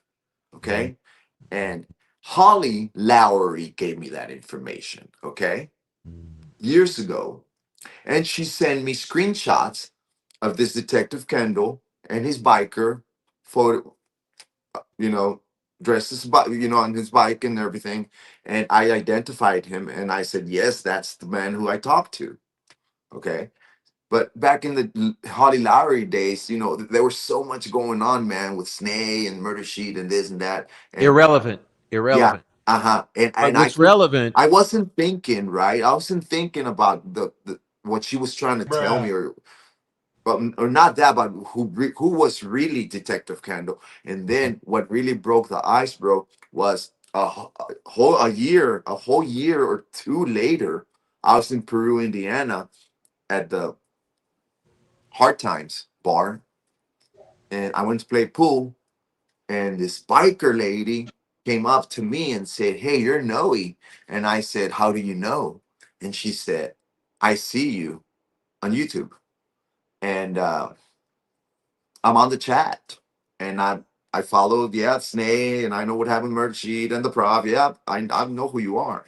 And I said, okay, it is me, Noe. You want to play pool? Anyway, so she started talking to me, and then she started to tell me that she grew up with Tony Kline, and that when they were teenagers, she was like this, like middle school, high school girlfriend, boyfriend, sweetheart, and they dated, and then when they became adults, here comes the choo-choo train again. Give me a second. Don't worry about the train. Keep Okay, going. when they became adults, when they became adults, Tony Kline changed dramatically and became a very aggressive man, and things that I can't repeat. And then she left him. They broke up. What's her name? No, I'm not gonna tell you, Prof. What's her first name? I can't. What I'll does it tell you. start with? What's the No. letter? I, I'm gonna tell you that she she begged me not to. I asked her, do you wanna talk to some people? And she said, I want to, but I wish I can't. And because if I talk, he's gonna know. Even, and I was like, we'll like censor your face and change your Well, voice. I'm saying you can't give me the first letter of the first name. Just that's it. What's this? I don't know. What's this? I don't know. This. I don't know. You don't know sign language, dude? Now, I want you to say it for those listening with earbuds. I'm sorry, but Okay, I so getting back to uh-huh. Vito and Kendall, though, I think the important thing I'm trying to get you to Okay. Well, yeah, I'm convey. sorry. I got distracted, but she told me, yeah, she told me, and she was telling me about what happened, her experience, and then she brought up, you know who that Detective Kendall is in it. Did you know that? Him and Tony used to do the craziest shit. And then she went off about Detective Kendall. And I'm like, wait a second, wait a second. Detective who? Kendall. And I'm like, oh my God. So I started looking at pictures and stuff. And I found a picture of him on my phone. And I said, is that the one you're talking about? And she said, yes, that's him. That's Tony's best friend. And he, That's the one who took your statement while mean yeah, mugging you with David Vito yes, yes, yes. And he's a biker. after you get out and are whistleblowing on all that you learned of Kegan and what was going on. Coach Cruz. Yes, him. And I tried to get a hold of Holly because that was after Holly had stopped talking to me because of Snake, whatever. I tried to get a hold of Holly because uh, this lady said that she would talk to Holly, and but did not want to go public, and I wanted to put them together and see if anything came out of that. But I'm kind of glad it didn't happen. And this person, I know I have her number, and I don't talk to her all the time. The last time I talked to her, she was having some health issues. Okay, so I left her at that, and that was last year.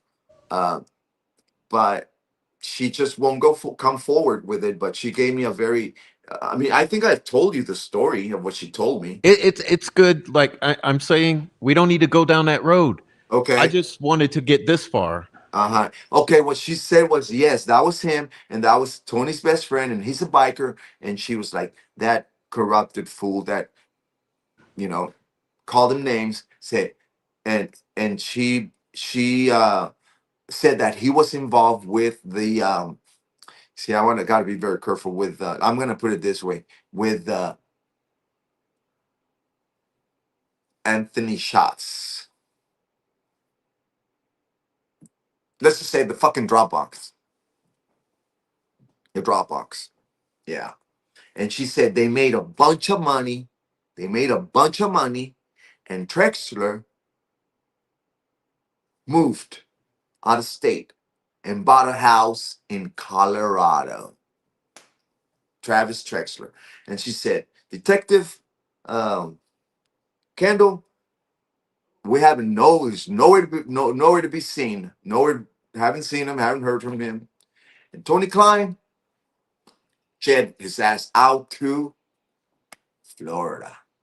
And that's what she told me, dude. And like I said, I've been saying in my past most recent live streams, they're burying the Dropbox. Okay. Bottom line, this is a bury job, not on the Delphi murders, but on the Dropbox. Yeah. And so Wow. I believe the entire deal with your targeting since that day Mm-hmm. is due to the Dropbox and due to your whistleblowing on Kegan Kline. And for anyway, anyway, I think that leaves us in a good place, and I'm so glad you came, man, because I think everyone was really looking forward to hearing from you, to putting eyes on you, making sure you're okay, and learning about some of the travesties that happened over in Wabash County Jail. So, man, Yeah. it was really good to hear. Thank you so much for telling a story, and I'm gonna leave you with the floor.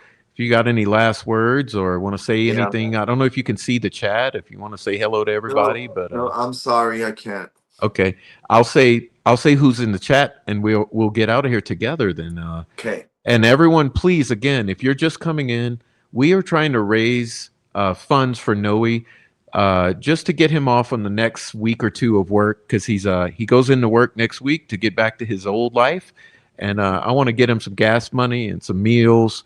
Let him treat Thank you. himself out to dinner because he deserves a nice dinner after what he's just been through. So please check out Noe's Cash App. It's over here at cash.app/$venue03, VENUE03. You can see it on the screen if you're watching. Send Noe some money. Let's buy him a dinner and fill his tank with gas. And yeah, Noe, Thanks, I'm glad Prof. you're back. We missed you, but we Yeah, held well, down the thanks. fort. We held it down while you were gone. Well, thanks a lot for that, Prof. That's a nice gesture, and thanks for the support. Just talking to you guys, it was really significant for me. And I knew that I was gonna make it. But it was rough. But here we are, and I want to say thank you to everyone in the chat and anyone who donates. uh, Appreciate that as well. Um, wasn't expecting it, but yeah, it's a transition, no point for me, and anything will help. I'm in good hands. If there's any question that you see right now that pops out, I'll take a question or two, and then you can wrap it up. All right. Yeah, I'll let you know if I see some, but I just want to tell you what's being said. So let's do that. We Okay. got okay, so Christopher says, thanks for the note for the show, Noe and Prof. Critter Mama says, good to see you, Noe. Be safe. Goddess says, we all love you, Noe. Heavy Metal Rehab says, Noe, thank you for being so strong. Be safe. Deb says, stay out of trouble, Noe. Stay safe. Diana says, thanks, Noe. Quadaxel says, we love you, Noe. Silence Woman says, welcome home, Noe. Becky says, thank you so much for coming, Noe. Heather Brown says, hi, Noe. Dark Arts by Adrian says, we love you, Noe. Adrian. Heavy Metal Rehab says, slippery little suckers. Let's see. Dolly says, please, Noe, move away. Yeah, I am. Let's see. We got Critter Mama says, what's Noe's channel? We'll put it in the chat. It's at Venue03, same as the Cash App. Okay. Well, yeah. Untamable says, God be with you, Noe. Carol says, hugs and prayers, Noe. Glad you're home. Carol. Adrian says, love you, Noe. Love you, Adrian. So, Trial Junkie says, love Noe's stories. David Rogers says, good luck, my friend, Noe. Thank you. Adrian says, get the F out of Indiana. And Heppy says, "Love you, Noe." So I'll reflect. I'll repeat all of that and say, "Love you, Noe." Glad you're back. Thank you. And get some rest this weekend, man. Get some Yeah, rest and get recharged for next week, because then you'll be a working man again. So yeah. So it's so nice to hear your comments. Thank you very much. I love you guys very much too. And excuse me. And yeah, I'm working on moving around for the time being. I'm gonna be here, and I got to get my life back in, to normal, and then there'll be a next chapter. But and thank you so much. Untamable says, "We love you and we love your art, Noe." Yeah, Thank you so much. Thank you, awesome. Diana and Heather Brown, uh, and everyone. Metal. What is Heavy it? Metal Rehab. Heavy Metal Rehab. I've seen him quite a bit. I know him Nicole in the says, "Love and chat. prayers, Noe." And Nicole Watt. Nicole, thank you, Nicole. Yeah, Nicole. Uh, I know I've heard from her through some other people, and all you guys. It's really, it's great. Welcome back. I love it. Awesome. Well, I'll put some of his art up. I'll put those slides of the drawings up back on the way out of the show. But All right, thanks bro. everybody for the kind words. Everyone's saying they love the sketches, the All art. right. Well, everybody have a good night, and I'm gonna get off here, okay, and let you do your thing. Love Awesome. you Good night, guys, and Noe. everybody have a good night. Awesome. Awesome. Coach Cruz is out. Coach Cruz is out. Can you believe that story? There's a lot there. I recommend everybody go back with a notepad and especially the end there. Uh, Absolutely incredible.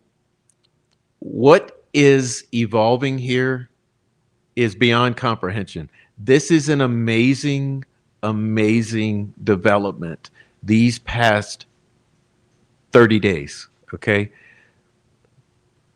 The chickens are coming home to roost. The shit's coming to the surface. And all of you guys are here along for the ride, and so am I. And so I look forward to the next times we get together, the next month of shows, and all the other things that are rising to the surface. And again, thanks so much to Noe for coming by and sharing with us. Uh, I've been looking forward to this, and I've been really concerned, and I'm so glad he's out, and now he can rest, and we can you know, we can move forward. And thanks everybody for sending support. And by the way, if you want to send support to Noe and you don't have a Cash App or something, let me know. Okay, let me know. Do something like send me an email. We'll work it out. Maybe send a super chat, but be aware that YouTube takes 30 or 33% of the super chats. So if you send a super chat, be aware that 30% of it will be gone. So if you send a super chat, add the 30% for whatever amount you want Noe to have. But if you want to send a super chat for Noe, just put for Noe in it. Otherwise, send me an email, and there are other pathways where we can get the money to Noe. But if you want to contribute to Noe, let us know if you have a difficulty with the Cash App. Otherwise, thank you so much. And you guys on the replay, you can do the same thing. You can still send emails, Cash Apps, or anything like that. But I really do want to give Noe a good boost and set him on his way in a positive way. Anyhow, we'll let Noe get some rest. I will get some rest, and I think we had an incredible show tonight, and I'm so appreciative of everyone who came, especially the regulars, and that means my chat members. So I'll say goodnight to you on the way out, and then I'll put up a slideshow of Noe's drawings again on the way out, and we'll enjoy. So anyhow, thanks to Deb, Adrian, Lisa, Petunia, Hebby, Critter Mama, Trial Junkie, Carol, Buried Answers, Texas Lady, Keith Kellogg, Dennis McKean, Quadaxel Mimi, Nicole Watt, Heavy Metal Rehab, Deb, if I haven't said Deb already, Becky, Four Pits Across America was here. If I miss you, just leave your name below. There's too many. Sarah was here. MJ Lewis was here. Dennis McKean, Just James, Heavy Metal Rehab for the super chat, and Mom of Two Boys, Three Girls for becoming a member. Silenced Woman for being here. Untamable for being here. Sharon Tibbetts for being here. Goddess. And hey, anyone I missed, I don't mean to miss you, but I got to get out of here. Okay. But God bless you. This was Delphi. The Byrd is free. Okay. The Byrd is free. The silencing and targeting of David Noah Ramos after his whistleblowing on Kegan Anthony Kline, the Dropbox connections, and Chomos of Central Indiana. And with that being said, I'm out of here. All right. Bye bye, you fucking hoe.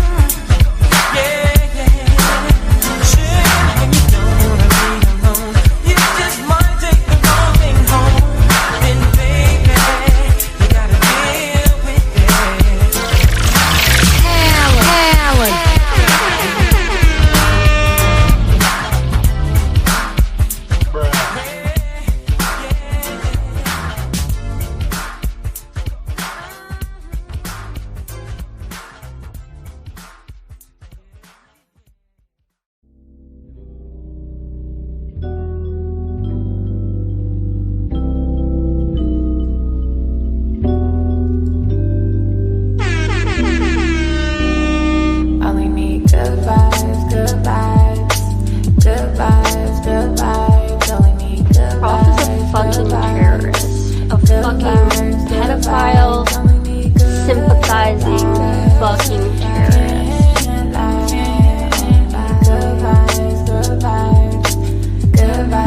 Been waiting so patient, I'm going places, can't fake it. My heart is so cold, my energy is contagious. All the pain, I can't take it. I'm staying grounded and graceful, cause I know everything that I've been through only made me count my blessings daily. Yeah, they been acting shady, but I don't take it personal. The memories fading, I'm enjoying the moment. I've been smelling the roses, taking time to reflect, stepping back. The It's truth not productive. It's kind of gross and icky.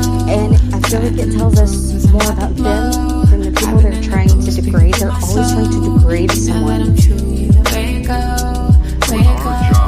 Either way it goes, I cannot turn close.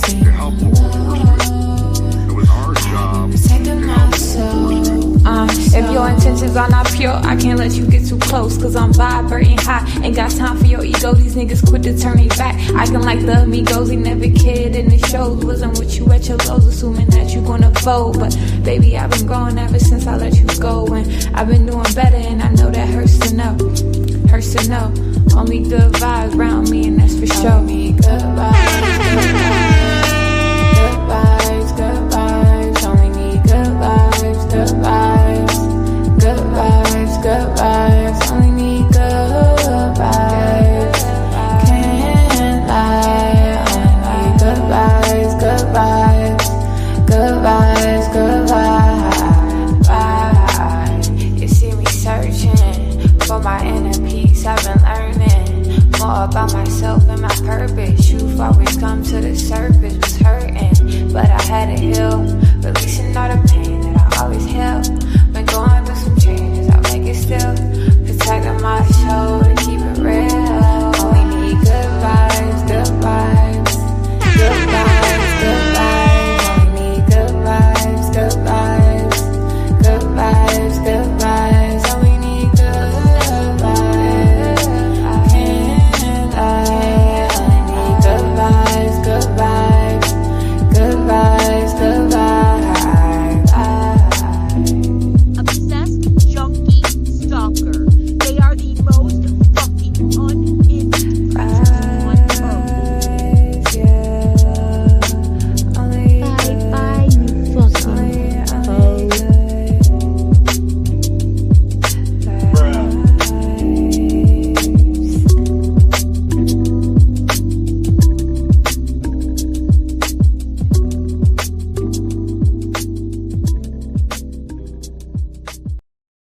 As an expert at being Mickey Mouse, yeah, I can say seriously, yeah.